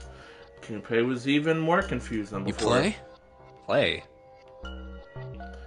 You mean, like, gambling? You mean, like, gambling? Yeah, of course. What else would I mean? Stock market? In Baccarat, the best possible hand totals 9. They call it Le Grand. But the lowest, most worthless cards, the zeros, they call monkey. Just like the guy in charge of this game, huh? Zero's a monkey. Oh, hey, you don't need to get out like that. Santa blinked, utterly stunned. Well, I can't believe you're racist, man. What? Then he began to laugh. Oh, man. You're totally right. The guy who trapped us in here sure is one hell of a monkey. That was when Lotus spoke up. You know, if you think about it, the nonary game is really a lot like Baccarat. Apparently she'd been listening. And of course it doesn't use any of that stupid digital root junk. You just drop the tens digit, and that's it. Still, it does have the same idea of your final number needing to be a single digit. Oh, yeah. I guess you got a point. And in both games, whoever has 9 wins. The person who makes 9 wins? Wait, did you forget already? Don't you remember what Zero said? It is hidden, but an exit can be found. Seek a way out. Seek a door that carries a 9. A 9? So, if we want to get off this boat, we have to make a team whose numbers have the digital root of 9. And only the people in that team are going to make it out alive. Of course. That's why it's called the nonary game. What? Huh? You don't know? Nonary means something derived from 9 or base 9. It's derived from the Latin prefix nona, which means 9. Nona. While we're at it, the prefix Grandma? for 1 is uni. You know, like the unicorn, the horse with one horn. 2 is bi, like binary. Like bisexual. Binary means composed of 2 parts. 3 is tri. I'm sure you've heard that one plenty. Like trio, triple, and triangle. You get the idea. After that, you have quart, quinti, sext, septum, and so on. And of course, the prefix for 8 is octo, like octopus. It's called that because it has 8 legs. Get it? I see. Oh, yeah, octopus. So then Nona means 9. Lotus nodded. So, how many of us are trapped on this ship? That'd be 9. And what are the bracelet numbers we have? Okay, well, technically, it would be 8 now. They go from 1 to 9. And our time limit? How many... Zero said 9 hours. And finally, to get out of this ship... We need to find the door with a 9 that's hidden somewhere in the ship. By making a team with the digital root of 9. Lotus nodded again. There you have it. The number 9 is everywhere in this game. He's got a real theme of 9s for this whole thing. No wonder it's called the Nonary game. This shit's fucked up, yo. Somewhere far away, Jupiter heard the creak of stressed metal. It sounded almost like Zero laughing at them, with the sad, desperate scream of a pig headed to the slaughterhouse. Alright, now that we're done with that.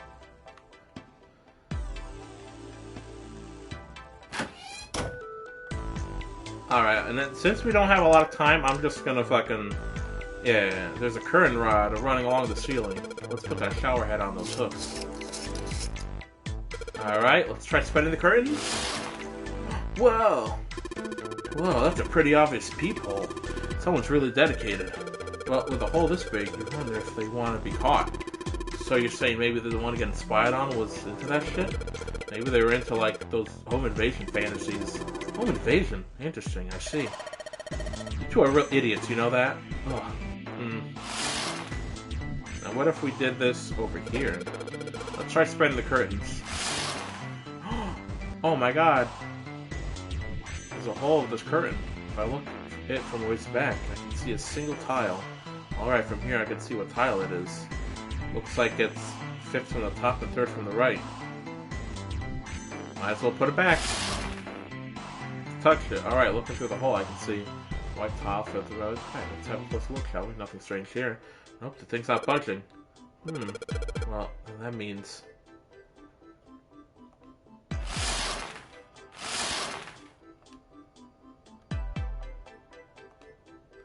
Shower current.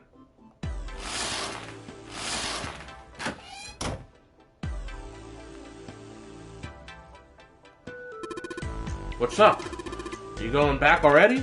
Well, I can't just leave June there by herself.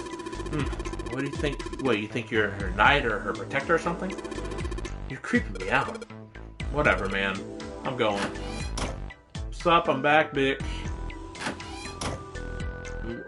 You know what's funny? You can look at all these and, like, this one looks off. Here it is. Yes, this one's loose. I think I could get it under with my nails and... Yes! Oh, another cow plate. Heck yeah. Do all the other ones have the same thing? Nope. But this one does. Alright, I'm... Oh, nope. Nope. Alright, I'm leaving again. Bye. The exit. Lotus Center in the other room on the other side. I'm gonna check up on them. There's a tile in the frame, so I guess I'm supposed to put tiles in the empty places. Alright, I'm gonna give it a shot.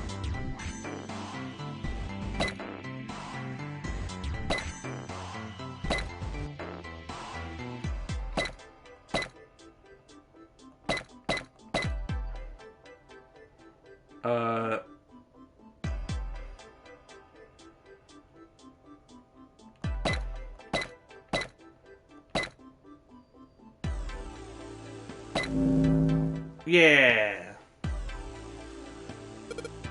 Yes! I did it! There, picture complete. And there goes the frame. What's this? What do you mean, what's this?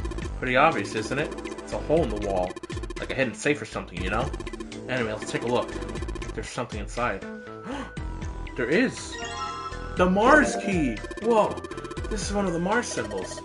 The door at the end of the hallway has the same symbol engraved on the hole. And that's gotta mean... Yes, we can use this key to get through that door. Junpei messed around a bit with the key he had and looked blankly at the picture that slid down. What's the deal with this picture anyway? Santa had only been mumbling to himself, but it drew Lotus's attention. She looked at the picture and paused. I think I've seen this picture before. Where? In a book. There's a British biochemist named Sheldrake. He has a rather interesting theory. I saw this picture in his book.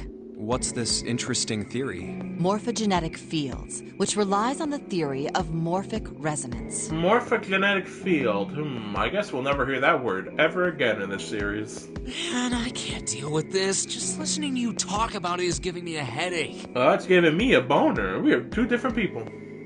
Sam put his head on his head as though he were in great pain. Lotus merely arched an eyebrow in his direction and continued. It's not a difficult concept to grasp. In essence, he states that the shape of living organisms and their behavioral patterns are transmitted through a field not visible to the eye. What part of that isn't difficult, exactly? Lotus did not look pleased. All right, how about this? Theory of the telepathic mechanism. Telepathy? Yes, telepathy.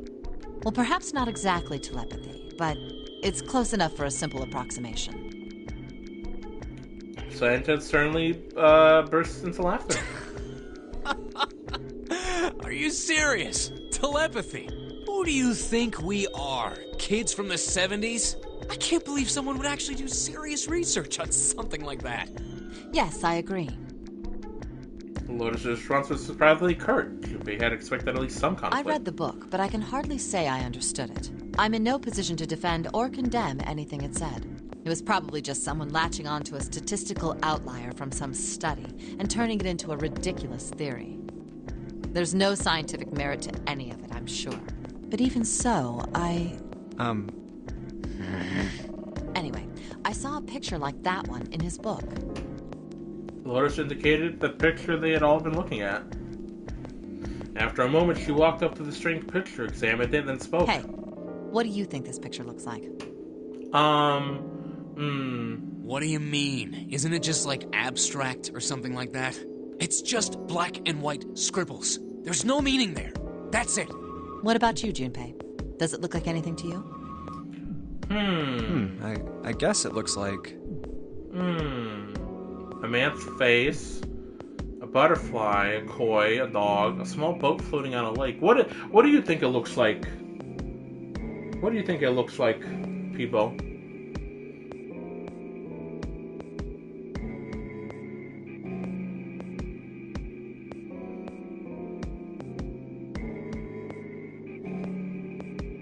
A dog. I could see that. To me, it looks like a Funyarinpa. A Funyarinpa. See? I mean, this totally looks like one. Here and here. Junpei indicated parts of the picture that look exactly like the other parts. After 2 seconds of silence, Lotus only looked at Junpei. What the hell is a Funyarinpa? What do you mean? What the hell is a Funyarinpa? You mean you don't know? How the hell would I know? How could you not know? That's practically blasphemous. Oh, say you're sorry. Apologize to the Funyarinpa. Goodness, you are such a rude woman. Another 3 seconds of awkward silence went by. Lotus opened her mouth as she shook. Junpei, are you just screwing around? Forget it. I'm just gonna tell you. This is a dog. Aw. I thought it was a Funyarinpa. I guess that was my mistake. It looked just like a Funyarinpa, you know?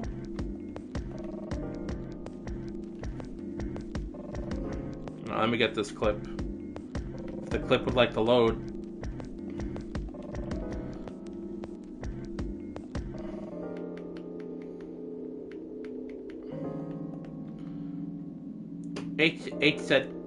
This is a dog.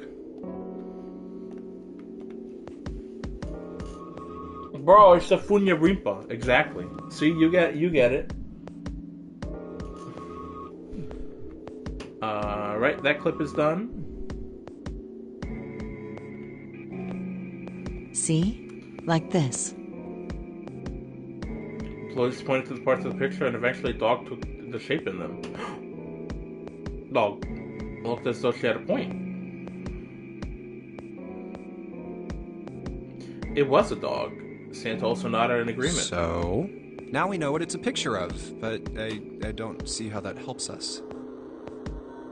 Lotus nodded and began to speak. A TV show from Great Britain did an experiment once. They took two similar pictures. Was it the BBC? Both of them were difficult to identify, initially. But once you figured out the answer, you couldn't see it as anything else. These two pictures. The first was a woman wearing a hat. The other one, well, to make it easier, let's just say it was this picture of a dog. So, their experiment. First, they sent the picture to other parts of the world, outside the reach of British airwaves. To Ireland, the US, Africa, Europe, etc. Then, in each country, they gathered a number of test subjects, roughly 1,000 people. They were shown the two pictures and asked, what does this picture look like to you? The results weren't really interesting on their own. 9.2% of the people saw the lady in the lady picture. 3.9% saw the dog in the dog picture. Then, 2 days later, they aired a new program on their show. During the 30-minute show, they broadcast the dog picture and its solution. The audience was estimated to be 200,000 people. After the broadcast, it was a safe bet that the number of people who knew the solution to the dog picture was at least that many. After another 2 days passed, they gathered more research subjects from areas outside the reach of British TV and radio. This time, they only found a sample of roughly 850 people. Naturally, none of them had participated in the first test. Yes. They were, however, given the same test and the same two pictures. The results were startling. 10% of the people saw the lady in the lady picture. The previous test sat at a 9.2% success rate. Not much of a change statistically. The dog picture, however, produced a very different result. The percentage of people able to successfully find the dog, it went from 3.9% to 6.8%, a very significant increase. So do you understand? Do you realize the significance of this experiment? There was no way the second group could have seen the picture. They lived far away from Britain and couldn't have seen it. But even so, it was only the success rate for the dog picture that went up. Why? How did that happen? What does it mean? Everyone is a fan of Funyarinpa. Lotus looked around and back and forth from Junpei and Santa and back again. Normally calm and collected, she looked now as though she was very nearly possessed, and there was something manic about her manner. Santa took an involuntary step backward. Junpei didn't budge and stared back through Lotus's eyes. Wait, does this have something to do with that field, or whatever it was that you were talking about earlier? Morphogenic. A field not visible to the eye. So, if more people know the answer, then that information will pass through the field. Psych! Her manner suddenly shifted, and Lotus smiled broadly at Junpei and Santa. She waved her hand dismissively, doing her best to laugh the whole confrontation off. I was just kidding. You really shouldn't take me seriously. Well, I mean, the things I just told you about are true. They really did happen. But the results of that experiment really aren't anything to go by. They could have easily falsified them. In the end, I'm sure they were just in it for the ratings. They are a TV station after all. I see. At last, it seemed that Santa had gained control of his composure. Right! Man, I gotta admit, you had me there for a minute. Oh. I really thought you were serious. Of course not. Like I told you before, I'm sure it's all just pseudoscience. Yeah, pseudoscience, all that okay. jazz. Right. Santa and Lotus laughed and gave one another jovial claps on the shoulder. Junpei, however, didn't feel as much like laughing. Something felt wrong, unclear. All right, enough nonsense. We've got the key. Let's get out of here. Word. Lotus and Santa walked away from the picture, but Junpei stayed staring at the picture of the dog. A field not visible to the naked eye. Morphogenetic field. The more he thought about it, the more his head hurt. Well, let's get the fuck out of here. Alright, let's go to the hallway. I'll go get June, you guys head to the door. Okay, right after that. Yes, it unlocked. Good job, Junpei. Good, now we can get going. Come on, what are you guys standing around for? Let's get out of here. Hey, Jumpy, where are you going? Oh, I was gonna go get you. I know, Santa told me. Come on, let's go. We don't have any reason to go back there, Junpei. Come on, I want that sofa. Come on, Jumpy, let's go. Alright, let's go. And with that, we're gonna end as soon as this little thing is over. You found it! Yay! Whoop. Goes. I stepped through the door to find themselves in a wide hallway. Another hallway. Let's wait until someone shows up on the screen. Stopped for a moment and looked at their surroundings. Short distance away, a metal grate extended across the width of the hallway. Come on, open! It's not going to open because you rattled it, you know. Damn it! It took hold and shook, but it refused to move. Look over here! Nearby was a pair of elevators. Elevators. And the buttons? Don't work. Of course they don't work. The power must be out here too, just like by the staircase. Alright, with that, I will save here. Because I'm going to try and not start, like, ending around 2 again, unless I have nothing to, like, whatever. Cool game. Yeah, it is a cool game. You should play it, honestly. As much as I would love for you to watch and not play it so that you could watch me and give me no money, because I don't get paid for this. I wouldn't put it past you if you wanted to play this on your own. Alright, let's see who we can raid if my computer would like to load. Whew. Alrighty then. Alright, who do we have to raid? Okay, we can run Vine Choice. Mr. Vine Choice. Criticism. We raided Nixon the other day, I think, right? Maybe we didn't, I don't remember. Fuck it, let's just raid Sneck again. Sneck is almost always the one online, so like, fuck it. Okay, where is Snecky? Okay, we're gonna raid a Sneck. And if you're saying something, people, fuck you, I can't read. I wish I could read chat while I was looking. Alright. Alright, I'm gonna do a quick raid. So I'm gonna go shopping tomorrow, probably around 4 o'clock. Now, if I wake up early, I don't think there's gonna be a chance. I might just play Rivals in that time. What short game could I play in the meantime? I don't know. I'll see. Either I'm most likely gonna stream as soon as I come home from shopping. So I don't know what I'm gonna play. We'll see how I feel. That is the point where I do wish I had more of a. I'm not gonna be like, oh, my audience isn't involved or whatever. But there is a point where I'm like, I do wish I had more of a active community. That way, if I ever wanted to have a poll, I can be like, okay, what are we playing tonight or whatever. But people just come when they're able to. So I'm all fine and dandy with that. Anyway, I'll see you guys sometime tomorrow. Friday, I'm not gonna stream. I would have loved to come to stream, but can't. So I'll see you guys Saturday though. Even though usually I would not stream this weekend, I will stream this weekend because I'm not gonna stay at my dad's house for the whole weekend. I'm only just gonna stay over for Friday, or maybe not. I'll see. Most likely nothing on Friday. So yeah, I'll see you guys tomorrow for whatever I pick. Take care. I love you. Oh, I gotta add. Hold on. I'm just gonna wait for this to go then. since I got a fucking ad. Thanks, ad.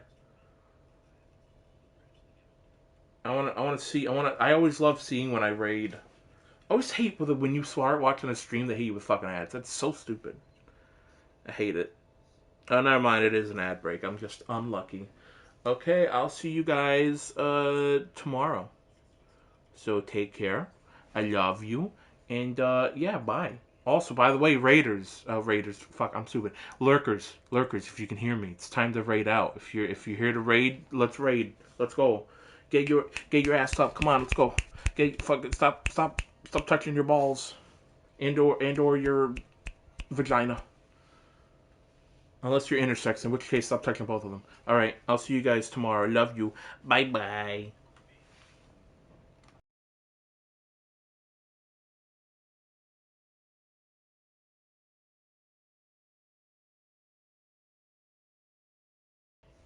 It's not rating. It's okay. Never mind. Bye bye.